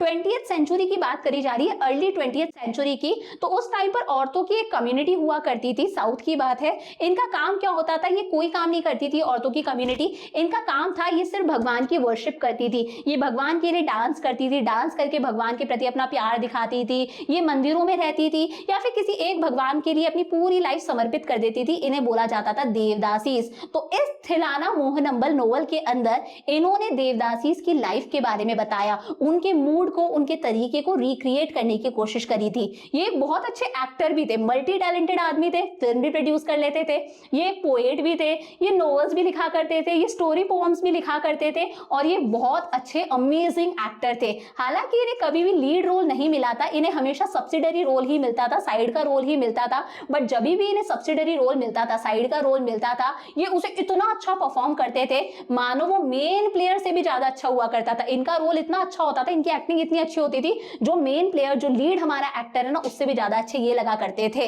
He had a genuine love for anyone he came across। इनके लिए बताया है हमारे अशोका मित्रन जी ने कि इनके मन में सबके लिए बहुत प्यार था, जो भी कोई इनके रास्ते में आए, जो भी कोई इनकी जिंदगी में है, सबके लिए इनके मन में बहुत प्यार था। और इनका जो रेजिडेंस था, इनका जो घर था, वो इनके रिश्तेदारों का एक परमानेंट रेजिडेंस बन चुका था, एक परमानेंट घर था। चाहे इनके पास के रिश्तेदार हो, चाहे इनके दूर के रिश्तेदार हो, बहुत सारे इनके रिश्तेदार ऐसे थे जो इन्हीं के घर पर रहा करते थे। इनका घर उन लोगों के लिए एक परमानेंट रेजिडेंस बन चुका था। डजन्स मतलब 12-13 इनके रिश्तेदार, चाहे वो पास के रिश्तेदार है, चाहे दूर के रिश्तेदार है, परमानेंटली इनके ही घर पे रहा करते थे। तो मतलब इतने दिलदार इंसान थे, ये सब लोगों को अपने घर पर रखते थे। It seemed against Subbu's nature to be even conscious that he was feeding and supporting so many of them. ये तो सब्बू के नेचर के एकदम खिलाफ था कि ये सोचते भी नहीं थे कि वो इतने सारे लोगों को फीड कर रहे हैं, वो इतने सारे लोगों को खाना खिला रहे हैं, वो इतने सारे लोगों की जिंदगियों को सपोर्ट कर रहे हैं, अपने घर पर रख के खाना खिला रहे हैं, उन्हें सपोर्ट कर रहे हैं। इस बारे में सोचना तक सुब्बू के नेचर के अगेंस्ट था, वो कभी इन चीजों को माइंड नहीं करते थे। इतना चैरिटेबल आदमी, इतना दानवीकरण आदमी, सबको अपने घर में रख रहा है। इतना इम्प्रोविडेंट मैन, इम्प्रोविडेंट मतलब ऐसा आदमी जो बिल्कुल थॉटलेस है, बिल्कुल सोच तक नहीं रहा कि यार लोग मेरे घर में रह रहे हैं, मेरा पैसा खर्च हो रहा है, मेरे घर में खाना खा रहे हैं। बिल्कुल थॉटलेस आदमी जो अपने फ्यूचर के बारे में नहीं सोच रहा है कि मुझे भी पैसा बचाना है, सबको अपने घर में रह रहा है। इतना दानवीकरण आदमी, इतना थॉटलेस आदमी जो खुद के बारे में नहीं सोच रहा है। येट ही हैड एनिमीज, फिर भी उसके एनिमीज थे। और सबसे बड़ा एनिमी कौन था? सबसे बड़ा एनिमी था वो हमारा ऑफिस बॉय, जो बोलता था मेरी जिंदगी में जो भी कुछ गलत हो रहा है सिर्फ और सिर्फ किसकी वजह से हो रहा है? कोठामंगलम सुब्बू की वजह से। Was he because he seemed so close and intimate with the boss? ये हो सकता है इनके इतने सारे एनिमीज इसलिए होंगे क्योंकि बॉस के इतना करीब थे, ये एसएस वासन के इतना करीब थे और जेमिनाई स्टूडियो में नंबर 2 पोजीशन पर आते थे। ये रीजन हो सकता है कि लोग यार इनसे नफरत करते थे, इनके एनिमीज थे। और ये भी हो सकता है कि इनका जनरल डिमीनर मतलब इनका बिहेवियर ही कैसा था? एक साइकोफेंट जैसा था। डिमीनर मतलब इनका पर्सनल बिहेवियर ही कैसा था? एक साइकोफेंट जैसा था। साइकोफेंट मतलब वो आदमी जो चापलूसी करता है, जो चमचागिरी करता है, वो आदमी जो हर पैसे वाले, हर पावरफुल आदमी की तारीफ करता है। तो लोगों को लगता था यार ये तो बहुत ही ज्यादा चापलूस आदमी है, हमेशा बॉस बॉस बॉस बॉस करता रहता है, बॉस की चमचागिरी करता रहता है। और हिज रेडीनेस टू से नाइस थिंग्स अबाउट एवरीथिंग, या फिर एक ये भी रीजन होता है कि हमेशा हर किसी की तारीफ करते थे, हर किसी के बारे में अच्छा ही बोलते थे। दिस इज द रीजन इनके बहुत सारे एनिमीज भी थे। इतना चैरिटेबल थे, इतने थॉटलेस आदमी थे, बट फिर भी इनके एनिमीज थे। क्यों थे? क्योंकि बॉस के इतना क्लोज थे, या फिर एक साइकोफेंट जैसे लगते थे, एक चापलूस जैसे लगते थे, एक चमचागिरी करने वाले आदमी जैसे लगते थे, या फिर ये सब लोगों के बारे में हमेशा अच्छा ही बोलते थे। In this case there was this man in the makeup department who would wish the direst things for Subbu. और इस केस में एक आदमी था हमारे मेकअप डिपार्टमेंट के अंदर, कौन? हमारा ऑफिस बॉय, जो हमेशा यही चाहता था कि सुब्बू के साथ में बहुत बुरा हो। वो सुब्बू के साथ में हमेशा डायरेस्ट थिंग्स ही अज्यूम करता था, वो यही अज्यूम करता था यार ये सुब्बू निकल के जाए, इसके साथ में कुछ ना कुछ गलत होना चाहिए, क्योंकि वो हर चीज के लिए किसे कसूरवार मानता था? हमारे कोठामंगलम सुब्बू को। You saw Subbu always with the boss, but in the attendance roles, he was grouped under a department called the story department, comprising a lawyer and an assembly of writers and poets. अब देखो हमारे अशोका मित्रन जी कहते हैं कि आपने सुब्बू को हमेशा boss के साथ में ही देखा होगा। सुब्बू को कभी भी देखा होगा तो सुब्बू हमेशा बॉस के साथ में ही होगा, एसएस वासन के साथ में ही होगा। बट जब हम अटेंडेंस रोल्स की बात करें, फॉर्मली जो अटेंडेंस वाले रोल होते हैं, अटेंडेंस लगाई जाती है, जब हम अटेंडेंस रोल्स की बात करें तो सुब्बू का नाम कौन से डिपार्टमेंट डिपार्टमेंट में आता था? सुब्बू का नाम आता था स्टोरी डिपार्टमेंट के अंदर, यानी कि फॉर्मली सुब्बू कहां काम करते थे? सुब्बू काम करते थे स्टोरी डिपार्टमेंट के अंदर। तो देखा जाए तो सुब्बू कौन थे? सुब्बू थे हमारे स्टोरी राइटर। पीछे हम लोगों ने देखा जब प्रोड्यूसर से कोई शूट नहीं होता कोई सीन, तो वो क्या बोलते हैं? सुब्बू यार बताना यार ये सीन कैसे होगा। तो सुब्बू हमारा ये काम भी करता था प्रोड्यूसर वाला। सुब्बू हमारा पोएट भी था, सुब्बू हमारा नोवेल भी लिख देता था। बट एक्चुअली सुब्बू कहां काम करता था? स्टोरी डिपार्टमेंट के अंदर। सुब्बू का काम, हमारे कोठामंगलम सुब्बू का काम था स्टोरी लिखना। और इसी स्टोरी डिपार्टमेंट में और कौन कौन लोग थे?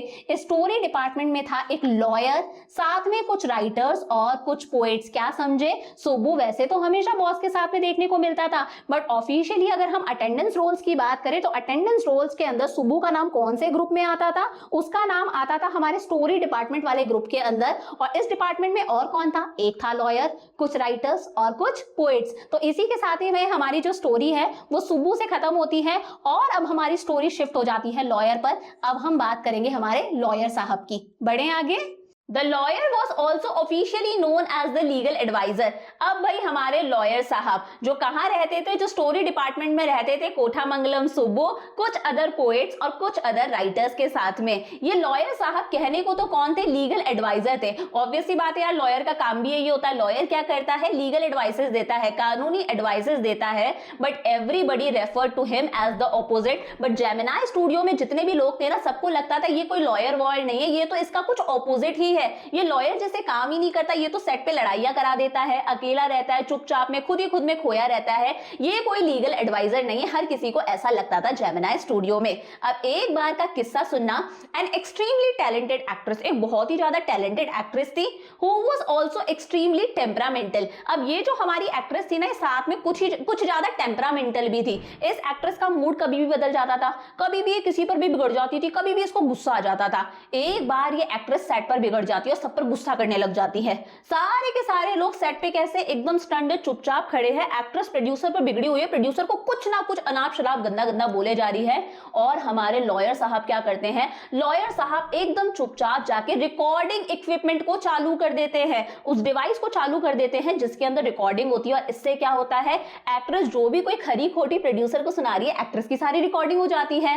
When the actress paused for breath, जब एक्ट्रेस रुकती है अपना भाषण देते देते और एक सांस लेती है, तो अब लॉयर बोलता है 1 मिनट प्लीज, एक बार रुकिए, और उस रिकॉर्डिंग डिवाइस को ऑन कर देता है, रिकॉर्डिंग को चालू कर देता है। अब जब रिकॉर्डिंग सुनने को मिलती है, सब लोग रिकॉर्डिंग सुनते हैं। देयर वाज नथिंग इनक्रिमिनेटिंग और unmentionably foul about the actress tirade against the producer. Tirade का मतलब है एक्ट्रेस जो प्रोड्यूसर को इतनी सारी खरी खोटी सुना रही थी, इतनी एंग्री स्पीच दे रही थी, उसे टायरेड बोला जाता है, एंग्री स्पीच को। इस स्पीच के अंदर कुछ भी इनक्रिमिनेटिंग नहीं था, इस स्पीच में कुछ भी ऐसा नहीं था जिसमें एक्ट्रेस ऐसा बोल रही थी, ऐसे कोई सबूत दे रही थी जिससे ऐसा लगे कि हाँ भाई प्रोड्यूसर गिल्टी है, प्रोड्यूसर की कोई गलती है। एक्ट्रेस ने ऐसा कुछ नहीं बोला था जिससे ये साबित हो सके कि प्रोड्यूसर की कोई गलती है, प्रोड्यूसर जो है वो गिल्टी है किसी चीज के लिए।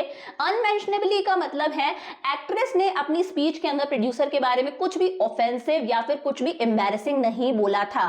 बट जब एक्ट्रेस अपनी स्पीच को सुनती है, जो वो इतना सारा गंदा गंदा बोले जा रही थी प्रोड्यूसर को, जब लॉयर उसे वो सुनाता है तो एक्ट्रेस हमारी एकदम कैसी रह जाती है? डम्ब रह जाती है, एकदम मतलब स्टंड रह जाती है, उसे एक सदमा सा लगता है। ये एक्ट्रेस कौन थी? कंट्री साइड से आई थी, यानी कि एक्ट्रेस एक रूरल एरिया से आई थी, बेचारी गांव से आई थी। ऑब्वियसली बात है, गांव से आई थी तो इसने वर्ल्डली एक्सपीरियंस नहीं करा था, इसने दुनियादारी नहीं देखी थी, इसे पता नहीं था यार शहरों की दुनिया कैसी होती है। गांव से कहां आ गई जेमिनाई स्टूडियो के अंदर, तो दुनियादारी की इसे समझ नहीं थी, इसे पता ही नहीं था सोफिस्टिकेशन के बारे में, इसे दुनियादारी की समझ नहीं थी, ये कल्चर्ड नहीं थी, इसे पता नहीं था सोसाइटी में कैसे बिहेव करा जाता है, लोगों से किस तरह से बात करी जाती है। इसे नहीं पता था कि यार इस तरह से प्रोड्यूसर पर बिगड़ना नहीं है, इसे अपनी बातों को एक्सप्रेस करना नहीं आता था। तो मतलब हम कह सकते हैं सोफिस्टिकेशन का मतलब है यहाँ पर ये इतनी ज्यादा कल्चर्ड नहीं थी, इसे पता ही नहीं था कि किस तरह से बिहेव करना चाहिए। और ये एकदम से क्या था? कैटापल्टेड। कैटापल्टेड का मतलब होता है गांव में रहती थी, कंट्री साइड रहती थी, एकदम से कहां आ गई थी? जेमिनाई स्टूडियो के अंदर आ गई थी। तो एकदम से जब किसी इंसान को या किसी चीज को थ्रो कर दिया जाता है किसी दूसरी सिचुएशन सिचुएशन के अंदर तो उसे बोला जाता है कैटापल्टेड। तो एकदम से गांव से कहां पर आ गई थी, जेमिनी स्टूडियो के अंदर आ गई थी और इसे समझ नहीं थी कि किस तरह से बिहेव करा जाता है, इसलिए इसे नहीं पता था अपनी बातों को किस तरह से एक्सप्रेस करना है। बट उस दिन के बाद में जब एक्ट्रेस अपनी रिकॉर्डिंग सुनती है, वो लॉयर रिकॉर्ड कर लेता है, वो रिकॉर्डिंग सुनती है, उस दिन के बाद में एक्ट्रेस कभी भी उस टेरर, उस सदमे से बाहर नहीं निकल पाती और इसी के साथ में एक बहुत ही ब्रिलियंट एक्टिंग करियर का अंत हो जाता है। ब्रिलियंट तो था ही साथ में ब्रीफ भी था, छोटा भी था। अभी अभी बेचारी एक्ट्रेस हमारे इस करियर की शुरुआत हुई थी, इस फील्ड में आई थी, इसी के साथ में एक ब्रिलियंट एक्टिंग करियर का अंत हो जाता है। हमारे लीगल एडवाइजर जो कि हमारे लॉयर हैं, जो स्टोरी डिपार्टमेंट के मेंबर है, उन्होंने अनविटिंगली मतलब अनइंटेंशनली, ना चाहते हुए एक ब्रिलियंट एक्टिंग करियर का अंत कर दिया और एक सैड एंड दे दिया था इस एक्ट्रेस की स्टोरी को। तो इसलिए बोला जाता था, कहने को तो ये हमारे लॉयर साहब लीगल एडवाइजर थे, बट इनके कोई भी काम लीगल एडवाइजर जैसे नहीं थे। While every other member of the department wore a kind of uniform, department में जितने भी लोग थे, जितने भी पोएट्स थे, जितने भी राइटर्स थे, सब लोग एक ही तरह की यूनिफॉर्म पहनते थे, एक ही जैसे कपड़े पहन के आते थे। क्या पहनते थे? खादी धोती पहनते थे। नीचे तो इस तरह की खादी की धोती पहना करते थे और उसके ऊपर व्हाइट कलर की ही खादी की शर्ट पहना करते थे। व्हाइट कलर की खादी शर्ट पहनते थे जो कि ओवरसाइज्ड हुआ करती थी। ओवरसाइज्ड मतलब एक्स्ट्रा साइज की हुआ करती थी, कुछ बड़ी सी थी, जाबल जबलो टाइप, मतलब लूज हुआ करती थी। और क्लमसीली टेलर्ड मतलब इतनी उसकी प्रॉपर स्टिचिंग नहीं थी, बहुत ही बैडली वो स्टिच्ड हुआ करती थी। लेकिन हमारे लीगल एडवाइजर क्या पहनते थे, हमारे लॉयर साहब क्या पहनते थे? हमारे लॉयर साहब पहन के आते थे पैंट और साथ में टाई भी लगा के आते थे, और कई बार तो हमारे लॉयर साहब कोट भी पहन के आ जाते थे। मतलब सब लोग एक प्रॉपर इस यूनिफॉर्म में आ रहे हैं, एक नॉर्मल सी, और हमारे लीगल एडवाइजर आते थे पैंट पहन के, टाई लगा के, और कई बार तो कोट भी लगा के आते थे। और इनका कोट कैसा लगता था? कोट ऑफ मेल की तरह लगता था। अच्छा, कोट ऑफ मेल जानते हो? जैसे सीरीज और मूवीज में देखा होगा, जब वॉर्स होती हैं, लड़ाइयां होती है, तो आगे इस तरह से मेटल का कुछ लगा के रखते हैं ताकि तलवार जो है वो अंदर ना जाए, उसे बोला जाता है कोट ऑफ मेल। तो एक तरह से ये इनके लिए कोट ऑफ मेल ही था, क्योंकि ये लीगल एडवाइजर जैसा तो कोई काम करते नहीं थे, तो थोड़ा सा कोट शोट पहन के आ जाते थे, तो इनकी रक्षा होती थी, थोड़ा सा प्रोफेशनल दिखने में लगते थे। Often he looked alone and helpless. हमारे लीगल एडवाइजर हमेशा कैसे दिखते थे? अलोन, अकेले दिखते थे, बिल्कुल हेल्पलेस दिखते थे। और इतने सारे क्राउड ऑफ ड्रीमर्स के बीच में, क्राउड ऑफ ड्रीमर्स मतलब, ये ड्रीमर्स का मतलब है हमारे जितने भी पोएट्स थे, हमारे जितने भी राइटर्स थे। ऑब्वियस सी बात है यार, जो पोएट्स होते हैं, राइटर्स होते हैं, वो तो ड्रीमर्स होते हैं, वो सारे दिन सपनों में रहते हैं, वो हर चीज के बारे में सोच रहे होते हैं, हर चीज को देख के उनके दिमाग में पोएट्री आती है, उनके दिमाग में गाना आता है, वो किसी भी छोटी सी चीज पर कितना भी बड़ा ऐसे लिख सकते हैं, और उनके लिए हर चीज में खूबसूरती है या फिर हर चीज में दुख है, तो वो हर चीज को बहुत ही अच्छे से ऑब्जर्व करा करते थे। तो इतने सारे ड्रीमर्स के क्राउड में, इतने सारे पोएट्स और राइटर्स के बीच में, ये जो हमारे लीगल एडवाइजर थे, ये कैसे आदमी थे? Man of cold logic. कैसे आदमी थे? Man of cold logic. Cold logic का मतलब है ये एक ऐसे आदमी थे जो सिर्फ रूल्स और रेगुलेशन समझते थे, इन्हें सिर्फ रूल्स और रेगुलेशन समझ में आते थे, इनके लिए ह्यूमन फीलिंग्स कोई मैटर नहीं करती थी। किसके लिए? हमारे लॉयर साहब के लिए। ये हमारे गांधीआइट्स और खादीआइट्स के बीच में, गांधी जी को मानने वाले, खादी पहनने वाले लोगों के बीच में एक कैसा आदमी था?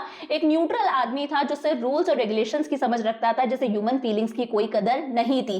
Like so many of those who were close to the boss. अब क्या होता था, बॉस के अगर कोई इंसान क्लोज है तो बॉस उसे परमिशन दे देता था कि तू अपनी पिक्चर बना ले, तो कोई फिल्म प्रोड्यूस कर ले। तो सेम ऐसे ही बॉस के ये भी थोड़ा सा करीब थे हमारे लीगल एडवाइजर लॉयर साहब। तो एक बार बॉस ने इन्हें परमिशन दे दी कि आप अपनी मूवी को प्रोड्यूस कर लो।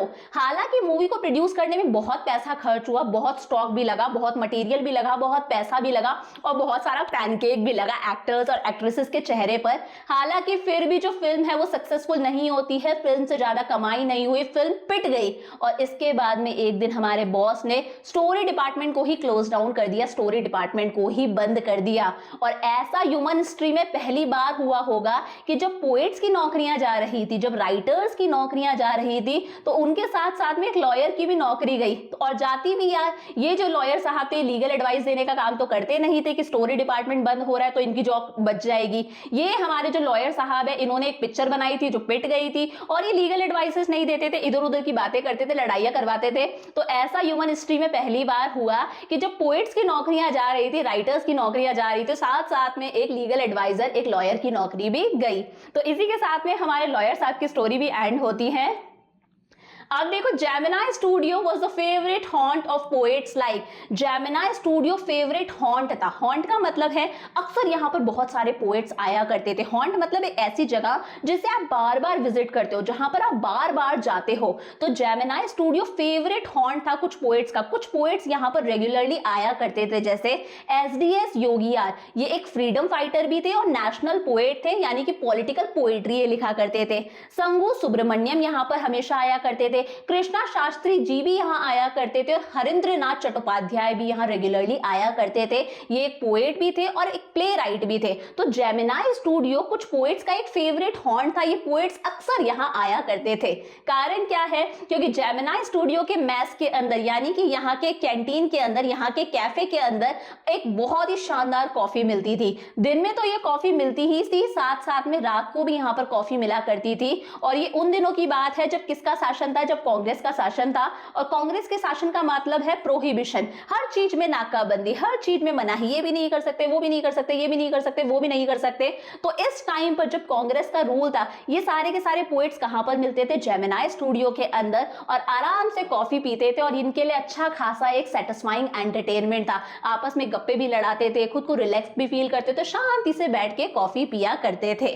Bearing the office boy and a couple of clerks, उस ऑफिस बॉय को छोड़ के और कुछ क्लर्क्स को छोड़ के। ऑफिस बॉय कौन? याद करो, जेमिनी स्टूडियो के मेकअप डिपार्टमेंट में भी एक ऑफिस बॉय था, जिसका काम क्या था? क्राउड शूटिंग के टाइम पर क्राउड के मुंह पर पैनकेक से पोतना।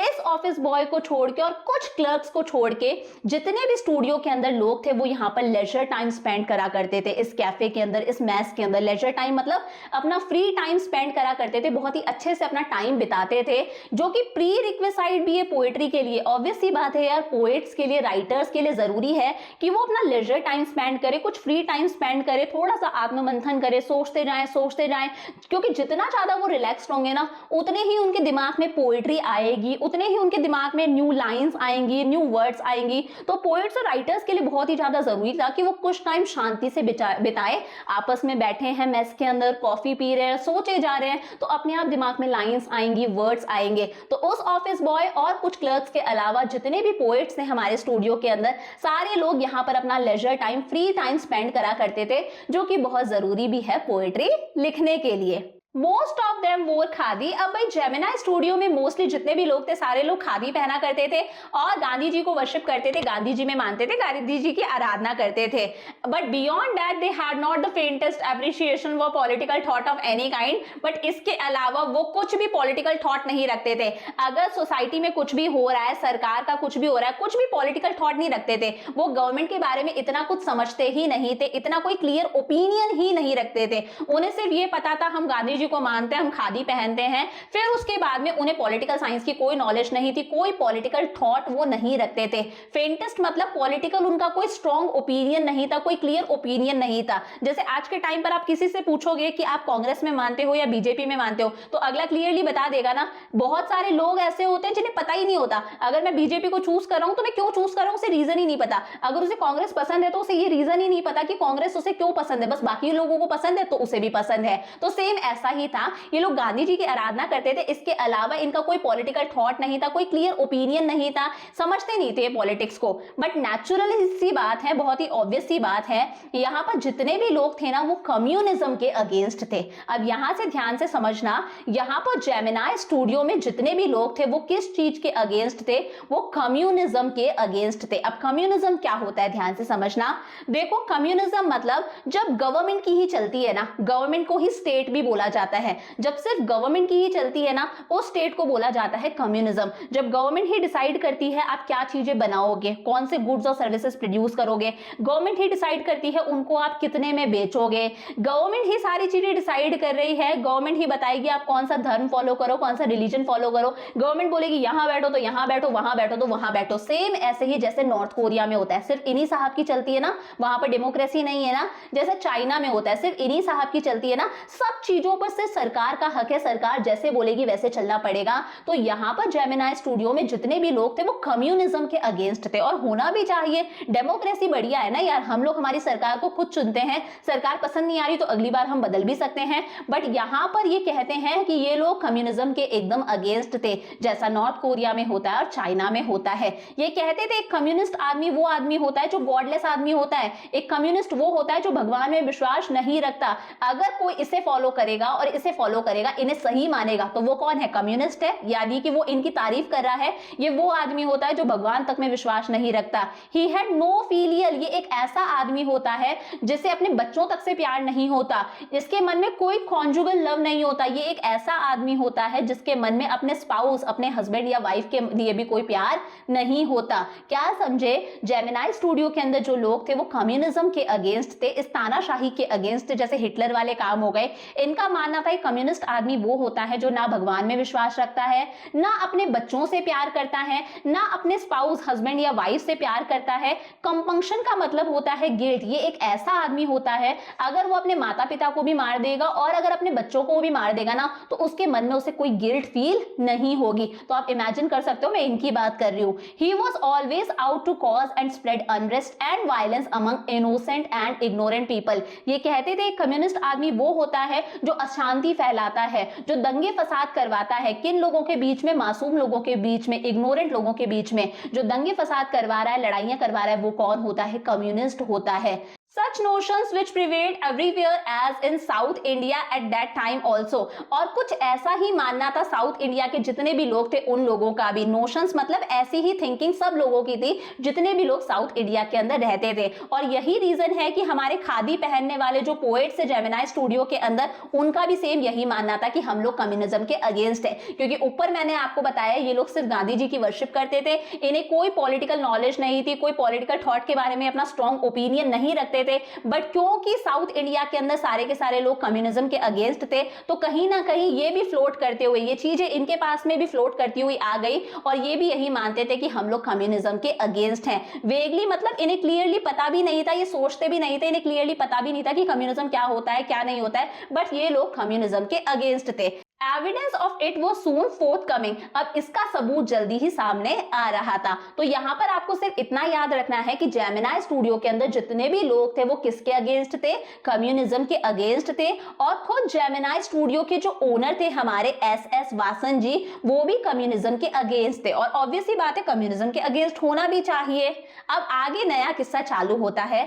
When Frank Buckman's moral rearmament army। अच्छा, फ्रैंक बकमैन कौन थे? तो अभी के लिए इतना समझ लो कि फ्रैंक बकमैन एक अमेरिकन थे, और ये जो फ्रैंक बकमैन थे हमारे, ये भी कम्युनिज्म के अगेंस्ट थे। जैसे जेमिनी स्टूडियो के एस वासन और वहां के अदर मेंबर्स कम्युनिज्म के अगेंस्ट थे, वैसे ही सेम फ्रैंक बकमैन भी हमारे कम्युनिज्म के अगेंस्ट थे। इनका एक मॉरल रीआर्मामेंट आर्मी भी थी। इस मॉरल रीआर्मामेंट आर्मी का मकसद ये था कि लोगों के मन में रिलीजियस फीलिंग्स डेवलप करना, लोगों को बताना कि आप अपने धर्म की प्रैक्टिस करो, आप अपने रिलीजन को मानो, ये इसका मकसद था। तो एक बार फ्रैंक बकमैन के मॉरल रीआर्मामेंट आर्मी के कुछ 200 लोग मद्रास आते हैं। कब की बात है? 1952 की बात है। कुछ 200 लोग मद्रास आते हैं 1952 में। और ऑब्वियस सी बात है मद्रास के अंदर जेमिनी स्टूडियो से ज्यादा अच्छी शायद ही कोई जगह होगी जहां पर इनका वेलकम हो सकता था। तो जेमिनी स्टूडियो के अंदर इनका एक अच्छा खासा वेलकम करा जाता है। जेमिनी स्टूडियो इनका एक वार्म होस्ट करता है, एकदम अच्छे से इन्हें वेलकम करता है 200 लोगों को। अब ये जो 200 लोग थे ये अलग अलग कंट्रीज के लोग थे, 200 लोग इंटरनेशनल थे। 200 लोगों के अंदर ये अलग अलग कंट्रीज के लोग थे, 20 कंट्रीज के लोग थे, और इन सब का पहनावा भी अलग अलग था, इन सब की भाषाएं भी अलग अलग थी, इन सब का काम करने का तरीका भी अलग अलग था, और इन सब के शेड्स भी अलग थे। कोई एकदम गोरा था, कोई एकदम डार्क था, सब ऐसे लोग थे। तो अब लोगों को लगता था, हमारे मद्रास के लोगों को, कि एक चलता फिरता इंटरनेशनल सर्कस है, क्योंकि सारे लोग अलग अलग से हैं 200 लोग, तो लोगों को लगता है ये चलता फिरता इंटरनेशनल सर्कस है। हालांकि ये लोग ट्रैपीज पर भी काम नहीं करते थे। ट्रैपीज मतलब इस तरह की जो लकड़ी होती है सर्कस के अंदर जिस पर करतब दिखाए जाते हैं, तो ये लोग कोई ट्रैपीज पर भी काम नहीं करते थे। ये लोग अपने साथ में बंदर भी नहीं लेकर आए थे कि अपने साथ में बंदर लेकर आए हैं, नाचना चाह रहे हैं, जानवर लेकर आए, उनका खेल दिखा रहे हैं। फिर भी लोगों को लगता था ये एक चलता फिरता इंटरनेशनल सर्कस है। बंदर और जानवर तो इन्हें कहां देखने को मिलते थे? डिनर टेबल पर ही देखने को मिलते थे खाने के लिए। But they presented to place in the most professional manner. बट ये जो 200 लोगों का ग्रुप आया था था ना, इन 200 लोगों के ग्रुप ने 2 प्लेस करवाए थे, 2 प्ले करवाए थे, 2 नाटक करवाए थे और बहुत ही प्रोफेशनल तरीके से करवाए थे, बहुत ही शानदार तरीके से करवाए थे। कौन से वो 2 प्लेस थे? एक प्ले का नाम था जोथम वैली और एक प्ले का नाम था the forgotten factor. Ran several shows in Madras and along with the other citizens of the city, the Gemini family of 600 saw the plays over and over again. इन्होंने ये 2 place कराए, Jotham valley and the forgotten factor, और ये हर जगह पर show करे गए थे मद्रास के अंदर। और जेमिनाई स्टूडियो के अंदर 600 लोग थे, जेमिनाई फैमिली के अंदर 600 लोग थे इसके स्टाफ के अंदर। इन 600 लोगों ने इन प्लेस को बार बार देखा। ये इतने शानदार प्लेस थे। The message of the place were usually plain and simple. इन दोनों प्लेस से जो मैसेज निकल कर आता था, जो सीख निकल कर आती थी, वो बहुत ही सिंपल सी थी, प्लेन सी थी। होमली मैसेज था। होमलीज मतलब ये प्लेस कहीं ना कहीं ये शिक्षा देते थे, ये मैसेज देते थे कि हमें हमारा रिलीजन फॉलो करना चाहिए। बट हाँ, इन दोनों प्लेस के सेट्स जो थे, इन दोनों प्लेस के अंदर जो लोगों ने कॉस्ट्यूम्स पहनी थी ना, वो फर्स्ट रेट थी, एकदम शानदार थी। मैसेज दोनों प्लेस का सिंपल था कि हमें हमारा रिलीजन फॉलो करना चाहिए, बट दोनों ही प्लेट्स के अंदर जो सेट यूज करे गए थे, जो कॉस्ट्यूम थी लोगों की, वो एक नंबर थी, शानदार थी। Madras and the Tamil drama community were terribly impressed. अब देखो होता क्या है, इन दोनों प्लेस की वजह से, जोथम वैली और द फॉरगॉटन फैक्टर, इन दोनों प्लेस की वजह से हमारी जो मद्रास और तमिल की जो ड्रामा कम्युनिटी थी ना, जो लोग प्लेस करवाते थे, नाटक करवाते थे, वो दोनों इन दोनों प्लेस से बहुत ही ज्यादा इंप्रेस हो गए थे, बहुत ही टेरिबली इंप्रेस हुए थे। रीजन क्या था? क्योंकि जोथम वैली के अंदर एक सीन हुआ करता था। जोथम वैली प्ले के अंदर जब सनराइज होता था और सनसेट होता था ना, तो वो सीन पता है कैसे दिखाया जाता था? With a bare stage. जब सनराइज होगा और सनसेट होगा तो स्टेज को एकदम खाली कर दिया जाएगा। स्टेज कैसा रहेगा? एकदम बेयर, एकदम खाली। अ वाइट बैकग्राउंड कर्टेन, बैकग्राउंड के अंदर सिर्फ एक व्हाइट कलर का कर्टेन, पूरा प्लेन व्हाइट कलर का कर्टेन, और पीछे से फ्लूइड की आवाज आ रही है, पीछे से बांसुरी की आवाज आ रही है। तो सिंपल सा सीन था, पूरा स्टेज खाली और बैकग्राउंड के अंदर व्हाइट कलर का कर्टेन और पीछे से आवाज आती थी फ्लूइड की, और उससे समझ में आ जाता था कि सनराइज हो रहा है या सनसेट हो रहा है। और ये सीन बहुत ही ज्यादा कमाल लगता था। इसी वजह से मद्रास और तमिल के जितने भी ड्रामा कम्युनिटी के लोग थे, वो जोथम वैली और द फॉरगॉटन फैक्टर दोनों प्लेस से बहुत ही ज्यादा इंप्रेस हुए थे। और सालों सालों तक तमिल के अंदर जितने भी प्लेस हुए थे, सारे प्लेस के अंदर सनराइज और सनसेट के सीन कैसे कराए जाते थे? ऐसे ही, बेयर स्टेज, पीछे व्हाइट बैकग्राउंड और उसके पीछे से फ्लूइड की आवाज आ रही है। कहां से कॉपी करा था? जोथम वैली प्ले से। तो ये किस्सा यहीं पर खत्म होता है। अब देखो, it was some years later that I learn that the MRA was a kind of counter movement to international communism. हमारे राइटर क्या नाम था इनका, मैं नाम ही भूल गई पढ़ाते पढ़ाते। हमारे राइटर अशोका मित्रन जी कहते हैं, मुझे कुछ साल बाद में पता चला, कुछ साल बाद में मुझे समझ में आया कि वो जो एमआरए था ना, moral rearmament army, Frank Buchman की मॉरल रीआर्मामेंट आर्मी, ये लोग भी क्या थे? इंटरनेशनल कम्युनिज्म के अगेंस्ट थे। मैंने आपको शुरुआत में ही बता दिया था, ये काउंटर मूवमेंट था। काउंटर मूवमेंट मतलब ये अगेंस्ट थे। किसके अगेंस्ट थे? ये भी हमारे इंटरनेशनल कम्युनिज्म के अगेंस्ट ही थे। और हमारे जेमिनाई स्टूडियो के अंदर जो एस वासन जी थे और जितने भी लोग थे, वो भी किसके अगेंस्ट थे? इंटरनेशनल कम्युनिज्म के अगेंस्ट थे। Simply played into their hands, मतलब जाने अनजाने में हमारे एस वासन साहब जो थे, वो खुद भी इंटरनेशनल कम्युनिज्म के अगेंस्ट थे। तो उन्होंने एक तरह से इनकी हेल्प कर दी थी, फ्रैंक बकमैन की हेल्प कर दी थी। कि फ्रैंक बकमैन की जो मॉरल रीआर्मामेंट आर्मी थी, इसका मुद्दा भी क्या था? ये खुद जो आर्मी थी, इसका मकसद भी क्या था? कि ये लोग कम्युनिज्म के अगेंस्ट थे। और हमारे जेमिनाई स्टूडियो के एस वासन जी भी खुद कम्युनिज्म के अगेंस्ट थे। तो जाने अनजाने में हमारे S Vasan ji Frank Buchman की मदद कर रहे थे कम्युनिज्म के अगेंस्ट होके। I am not sure however, Ashoka Mitran ji कहते हैं मैं इतना भी श्योर नहीं हूं, क्योंकि चाहे कम्युनिज्म हो, चाहे कम्युनिज्म ना हो, चाहे एमआरए हो, चाहे एमआरए ना हो, एमआरए मतलब मॉरल रीआर्मामेंट आर्मी हो, चाहे ना हो, ये दोनों के दोनों जो लोग थे, जो हमारे एस वासन जी थे और जो फ्रैंक बकमैन थे, अमेरिकन थे, इन दोनों के रिलेशंस हमेशा एक से ही थे। चाहे इंटरनेशनल कम्युनिज्म एग्जिस्ट करे, चाहे ना करे, चाहे मॉरल रीआर्मामेंट आर्मी एग्जिस्ट करे, चाहे ना करे, इनके रिलेशंस, इनके रिश्ते हमेशा एक जैसे ही थे। तो मैं श्योर भी नहीं हूं, बट कहीं ना कहीं इन्हें मन में ऐसा लगता था कि इस वजह से ये दोनों एक दूसरे से इतने ज्यादा रिलेटेड हैं, क्योंकि ये दोनों ही किसके अगेंस्ट थे? कम्युनिज्म के अगेंस्ट थे।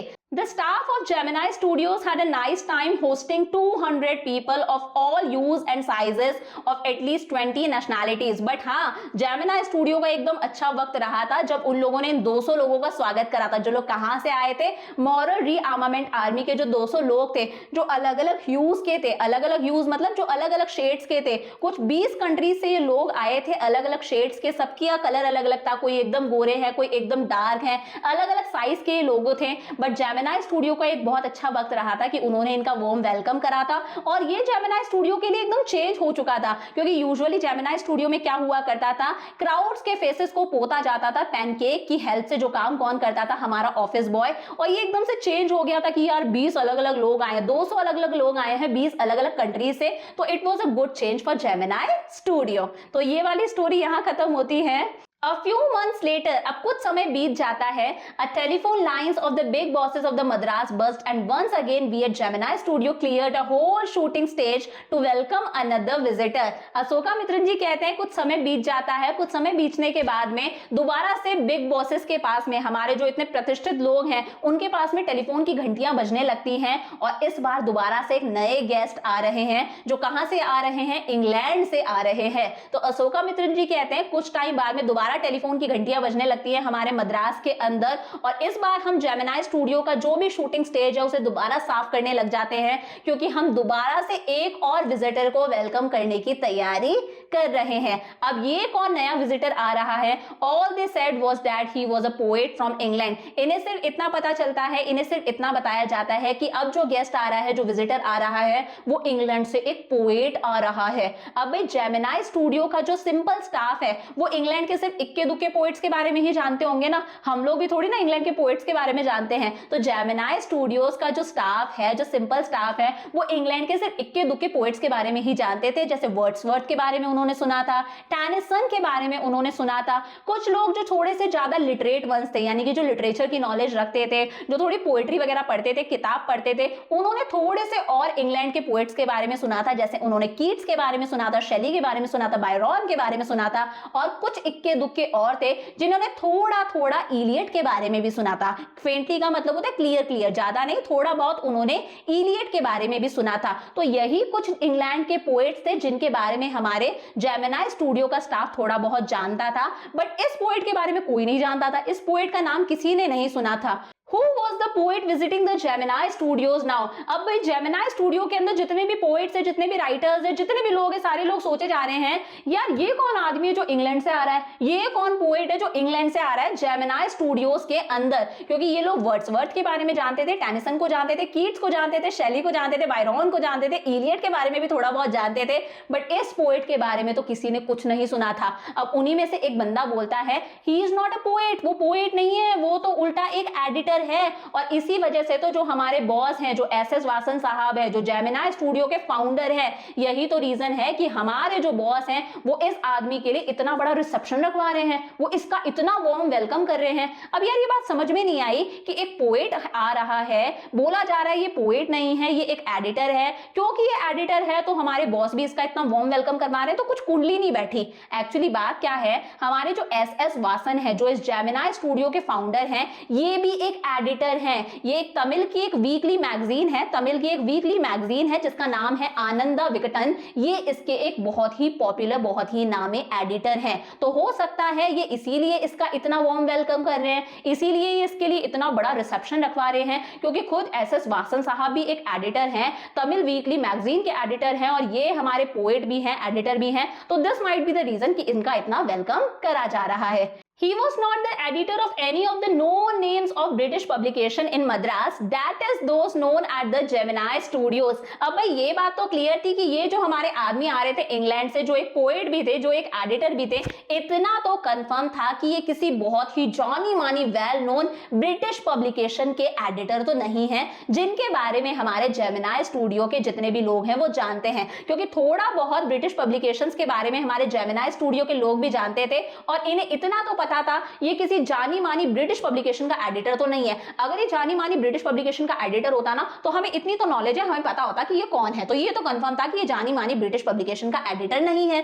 Since the top man of the Hindu were taking the initiative, अब थोड़े से तुक्के लगाए जाते हैं। सरमाइज का मतलब है तुक्का लगाना, गैस करना, थोड़ा सा अंदाजा लगाना। अंदाजा लगाया गया कि यार जो द हिंदू टाइम्स है ना उसके भी जो बड़े बड़े लोग हैं, जो उसके ओनर है, जो बड़े बड़े लोग हैं वहां पे सीईओ वगैरह, वो भी बहुत इनिशिएटिव ले रहे हैं कि ये जो आदमी है, जो पोएट है, वो हमारे यहाँ पर आए, हम इसका वार्म वेलकम करें, हम इसके होस्ट बने। द हिंदू टाइम्स भी पूरा इनिशिएटिव ले रहा है कि ये जो पोएट और ये जो एडिटर है ना इंग्लैंड से, ये हमारे यहाँ पर आए, हम इसका वेलकम करें, हम इसके होस्ट बने। तो तुक्का लगाया जा रहा था कि ये जो पोएट है ये हो सकता है एक डेली का एडिटर हो। डेली मतलब हो सकता है ये जो पोएट है ये एक न्यूज़पेपर का एडिटर हो।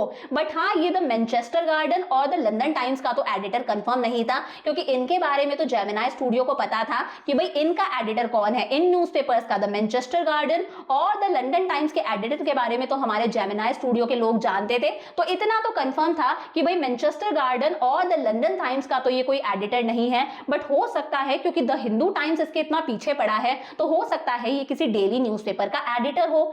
That was all that even the most well informed among us know। ये भी सिर्फ उन लोगों को लग रहा था जो सबसे ज्यादा इन्फॉर्म्ड थे, जो सबसे ज्यादा वेल इन्फॉर्म्ड थे, उन्हें भी सिर्फ इतना ही पता था। वो भी लोग तुक्का ही लगा रहे थे। तो ये सिर्फ एक मिस्ट्री थी, किसी को पता ही नहीं था कि ये जो इंग्लैंड से हमारे एडिटर आ रहे थे ये कौन थे, क्या थे, किसी को कुछ नहीं पता था।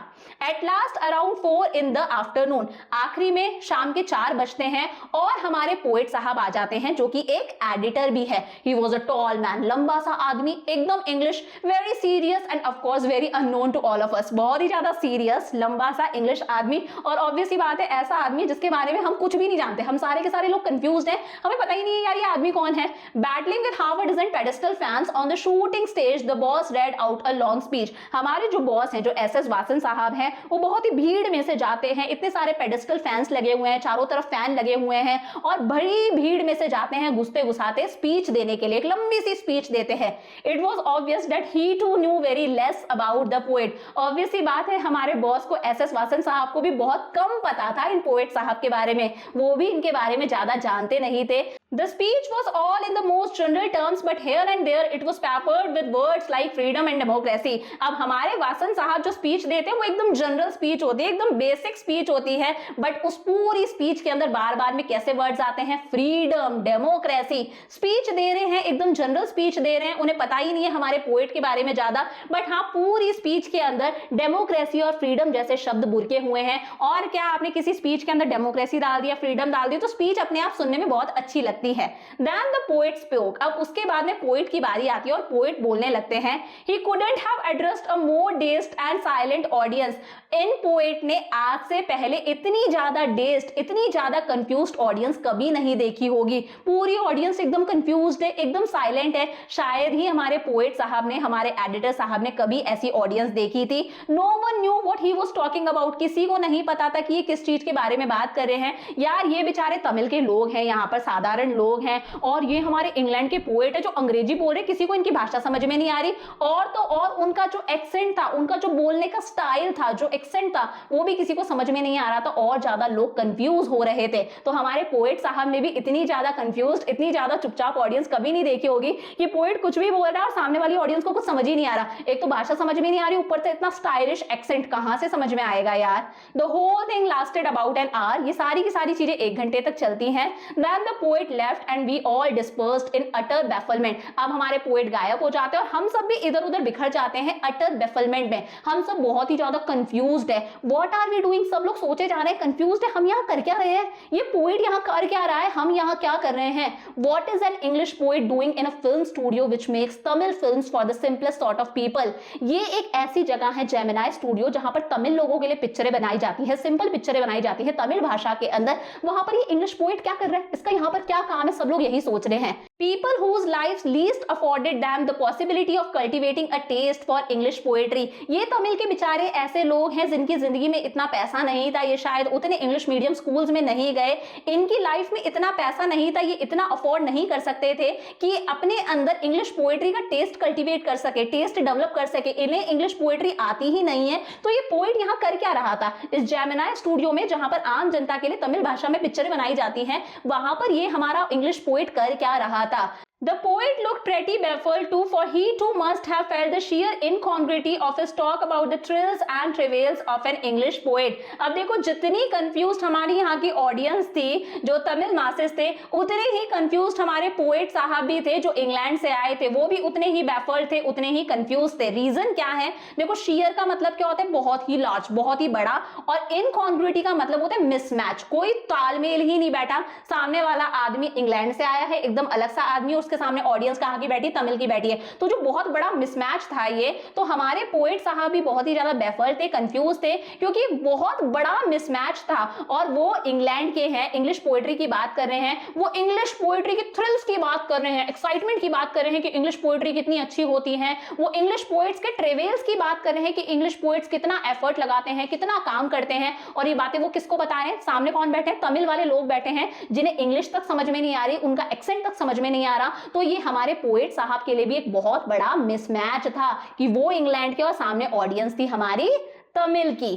The great prose writers of the world may not admit it, but my conviction grows stronger day after day that prose writing is not and cannot be the true pursuit of a genius. अब हमारे writer Ashoka Mitran ji कहते हैं, वो वाला किस्सा वहीं खत्म हो गया। हमारे राइटर अशोका मित्रन जी कहते हैं कि चाहे प्रोज राइटर्स माने या ना माने, प्रोज राइटर्स कौन है? जो आपके ये चैप्टर्स लिखते हैं, ये बड़े बड़े राइटर्स कौन है? प्रोज राइटर्स हैं। अशोका मित्रन जी कहते हैं चाहे प्रोज राइटर्स माने या ना माने, बट मेरा ये कन्विक्शन है, मेरा ये बहुत ही ज्यादा स्ट्रॉन्ग ओपिनियन है, और मेरा ये ओपिनियन डे बाय डे और ज्यादा स्ट्रॉन्ग होता जा रहा है। मैं ऐसा मानता हूं कि प्रोज राइटिंग का जो काम है, ये जो टास्क है, ये जो काम है, ये जीनियस लोगों का काम नहीं है। अशोका मित्रन जी कहते हैं मेरा ये मानना है, ये प्रोज राइटिंग वाला जो काम है, ये जीनियस लोगों का काम नहीं है। ये किन लोगों का काम है? जिनमें बहुत ही ज्यादा पेशेंस होता है, बहुत ही ज्यादा सब्र होता है, जो बहुत ही ज्यादा परसिस्टेंट होते हैं, बहुत ही ज्यादा डिटरमाइंड होते हैं कि चाहे हम कुछ भी लिखें, लोग उसे 50 बार रिजेक्ट करें, हम तो फिर भी लिखेंगे। बहुत ही ज्यादा जो लोग डिटरमाइंड होते हैं कि हमें ये काम करना ही है।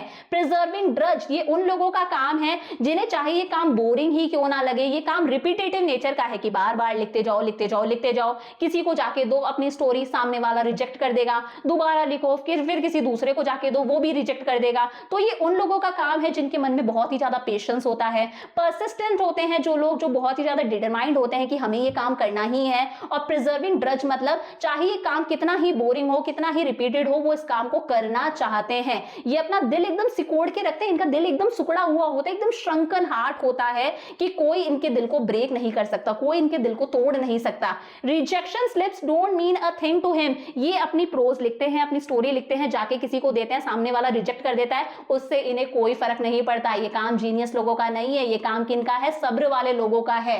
He at once sets about making a fresh copy of the long prose piece and sends it to on another editor enclosing postage for the return of manuscript। ये लोग क्या करते हैं? बड़ी सी मैन्यूस्क्रिप्ट लिखते हैं हाथ से, मैन्यूस्क्रिप्ट मतलब जो हाथ से लिखते हैं, बड़ी सी स्टोरी लिखते हैं, एक एडिटर के पास में भिजवाते हैं। मान लो एडिटर ने रिजेक्ट कर दी, ठीक है भाई, दोबारा आ गई, दोबारा से फ्रेश कॉपी लिखते हैं और दूसरे एडिटर को भिजवाते हैं, और साथ साथ में पोस्टेज भी भिजवाते हैं, दूसरे एडिटर को पैसा भी भिजवाते हैं कि अगर आपको हमारी मैन्यूस्क्रिप्ट समझ में नहीं आए, हमारी स्टोरी पसंद ना आए, तो ये पोस्टेज है, ये पैसा है, आप दोबारा से इसे रिटर्न कर देना। तो हमारे अशोका मित्रन जी कहते हैं कि ये काम जीनियस का नहीं है, ये काम सब्र रखने वाले लोगों का है, डिटरमाइंड लोगों का है, उन लोगों का है जो कंटिन्यूअस बोरिंग काम को कर सकते हैं। और चाहे सामने वाला कितना ही रिजेक्ट करे, इन्हें कोई फर्क नहीं पड़ता। सामने वाले ने रिजेक्ट करा, कोई बात नहीं, दोबारा से फ्रेश कॉपी लिखेंगे, किसी दूसरे एडिटर को भिजवाएंगे, साथ साथ में पैसे भी भिजवाएंगे कि भाई अगर पसंद ना आए तो ये पैसे भेज रहा हूं, रिटर्न कर देना दोबारा से मुझे।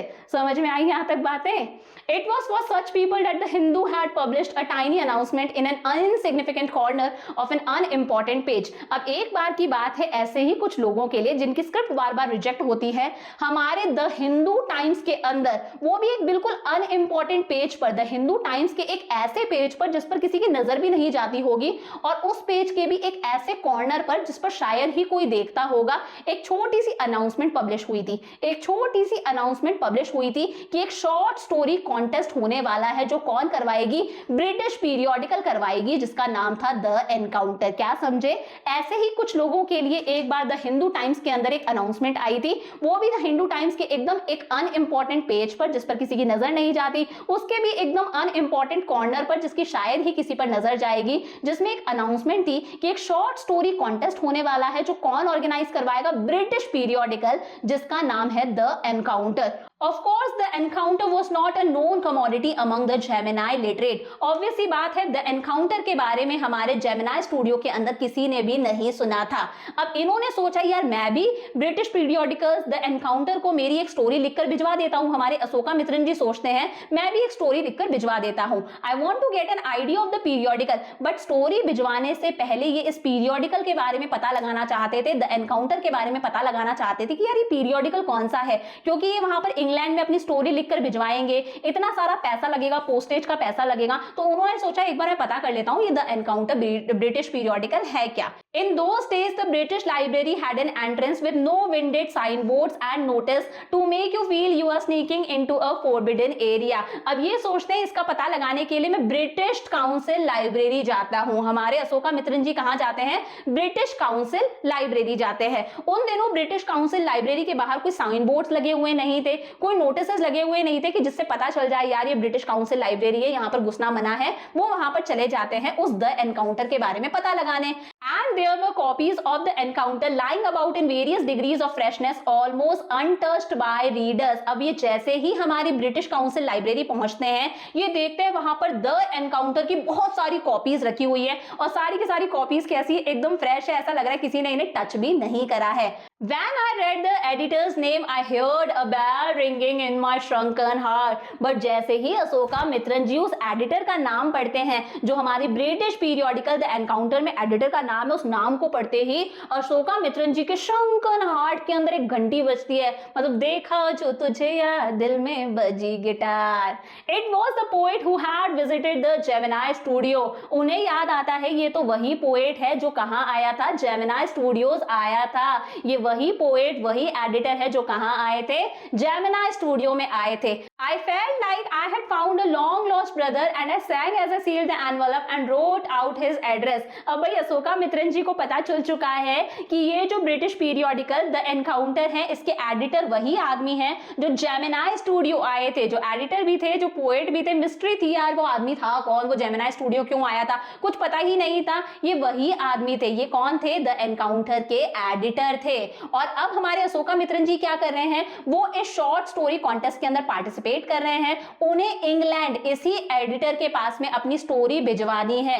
तो अब जब हमारे अशोका मित्रन जी को पता चलता है कि यार ये वही आदमी है जो Gemini स्टूडियो आए थे, तो अशोका मित्रन जी को ऐसा लगता है मेरा कोई बिछड़ा हुआ भाई मिल गया, मेरा कोई इतने टाइम से बिछड़ा हुआ भाई मुझे मिल चुका है। और जब वो उस एनवेलप को सील कर रहे हैं, जो एनवेलप उन्हें उस एडिटर के पास में भिजवाना है, यानी कि इनके पास में भिजवाना है, उस टाइम पर हमारे, और जब एड्रेस लिख रहे हैं तो उस टाइम पर हमारे अशोका मित्रन जी गाना गा रहे हैं। I felt that he too would be singing the same song at the same time. और अशोका मित्रन जी को लगता है कि वो भी इस वक्त यही सेम गाना गा रहा होगा। वो भी कौन? ये एडिटर भी उस वक्त सेम वही गाना गा रहा होगा। वो कौन है? मेरा बिछड़ा हुआ भाई है। Long lost brothers of Indian films discover each other by singing the same song in the first reel and in the final reel of the film. जैसा इंडियन मूवीज के अंदर होता है, दो बिछड़े हुए भाई हैं, दोनों इतने टाइम से एक दूसरे से नहीं मिले, जब एक दूसरे की याद आती है, ये भी इधर से गाना गाता है, ये भी इधर से सेम गाना गाता है, तो पहले भी गाना बजता है, दोनों एक दूसरे से मिले नहीं है तब, और फिर जब फाइनली जब दोनों मिल जाते हैं तब भी सेम गाना बजता है फाइनल रील के अंदर भी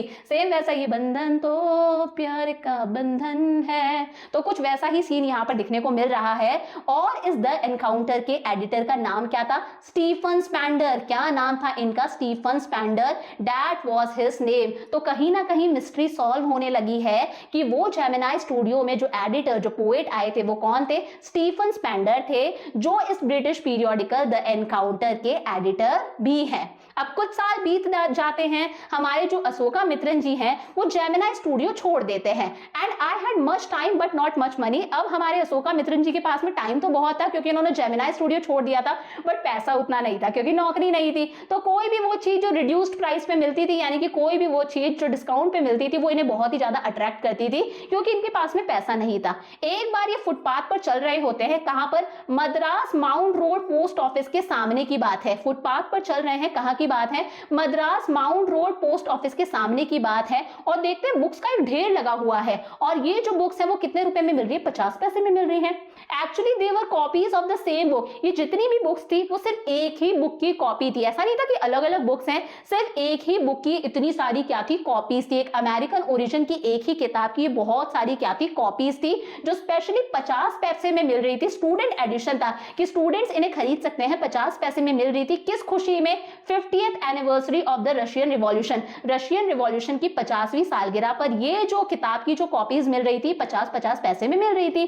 तो हमारे अशोका मित्रन जी ने भी 50 पैसे दिए और इस किताब को खरीद लिया। इस किताब का नाम था द गॉड दैट फेल्ड। क्या नाम था, याद रखना, द गॉड दैट फेल्ड। क्या नाम था, द गॉड दैट फेल्ड। ये जो किताब है ये भी किस चीज के बारे में है, इट वॉज अगेंस्ट कम्युनिज्म। याद करो जेमिनी स्टूडियो में सब किस चीज के अगेंस्ट थे, कम्युनिज्म के अगेंस्ट थे। MRA वो भी किसके अगेंस्ट था, कम्युनिज्म के अगेंस्ट था। This book was about rejection and dissatisfaction of communism. और हमारी जो किताब उन्होंने खरीदी द गॉड दैट फेल्ड, ये भी किस चीज के बारे में थी, ये भी कम्युनिज्म के अगेंस्ट थी। 6 eminent man of letters in 6 separate essays describes the journey into communism and their disillusioned return. अब इस किताब के अंदर 6 आदमियों ने, 6 बड़े बड़े एडिटर्स ने अपने अपने ऐसे लिखे थे इस किताब के अंदर, और इन ऐसेज के अंदर उन्होंने बताया था कि किस तरह से वो कम्युनिज्म में एंटर करते हैं, किस तरह से वो कम्युनिज्म में मानने लगते हैं, बट जब उन्हें पता लगता है कि कम्युनिज्म खराब है तो वो किस तरह से कम्युनिज्म से वापस आ जाते हैं, वो उस कम्युनिज्म के अंधेरे से वापस आ जाते हैं। और इन 6 लोगों के नाम थे Andre Gide, Richard Wright, Ignazio Silone, Arthur Koestler, Louis Fischer and Stephen Spender. अब याद करो स्टीफन स्पेंडर कौन है, स्टीफन स्पेंडर हमारे वही एडिटर हैं द एनकाउंटर के, और साथ ही साथ में स्टीफन स्पेंडर वही थे जो जेमिनी स्टूडियो आए थे। तो क्या समझे, अशोका मित्रन जी ने ये किताब खरीदी द गॉड दैट फेल्ड 50 पैसे में। ये किताब किस चीज के बारे में थी, इस किताब के अंदर 6 बड़े बड़े एडिटर्स, 6 बड़े बड़े राइटर्स ने अपने ऐसे लिखे थे, और ये ऐसे क्या बताते थे कि राइटर्स किस तरह से कम्युनिज्म में एंटर करे, कि किस तरह से कम्युनिज्म में मानने लगे, और फिर इन्हें समझ में आया कि यार कम्युनिज्म खराब है, किस तरह से ये कम्युनिज्म से वापस बाहर निकल गए। और छठे राइटर का नाम क्या था, स्टीफन स्पेंडर, स्टीफन स्पेंडर। और अचानक से the book assume tremendous significance, और अचानक से अशोका मित्रन जी के लिए जो बुक थी वो बहुत ही ज्यादा इंपॉर्टेंट हो गई, क्योंकि ये बुक का राइटर कौन था, एक और स्टीफन स्पेंडर। स्टीफन स्पेंडर भी इसके एडिटर थे। Stephen Spender the poet who had visited Gemini studio, ये वही पोएट थे जो जेमिनी स्टूडियो आए थे। In a moment I felt dark chamber of my mind lit up a hazy illumination. अब ये वो वक्त था जब अशोका मित्रन जी के दिमाग पर जो एक डार्क चैम्बर था ना, उनके दिमाग में बिल्कुल भी रोशनी नहीं थी, उनके दिमाग का एक ऐसा कॉर्नर था जिसपे सिर्फ अंधेरा छाया हुआ था। उनके दिमाग में बहुत कंफ्यूजन था कि ये पोएट जेमिनी स्टूडियो क्यों आए थे, कहीं ना कहीं अब इस पे रोशनी डली थी। उन्हें समझ में आने लगा था कि this book was against communism. इस बुक में लोगों ने क्या लिखा था कि पहले हम कम्युनिज्म में मानते थे, फिर हमें पता चला कम्युनिज्म खराब है तो हम वहां से बाहर निकल गए। तो this book was against communism. हमारा एमआरए भी कम्युनिज्म के अगेंस्ट था। जेमिनी स्टूडियो के ओनर हमारे एसएस वासन जी भी कम्युनिज्म के अगेंस्ट थे। दैट्स व्हाई ये सारे के सारे लोग आपस में लिंक्ड थे, और इसीलिए ये वहां पर आए थे जेमिनी स्टूडियो, क्योंकि ये भी कम्युनिज्म के अगेंस्ट थे।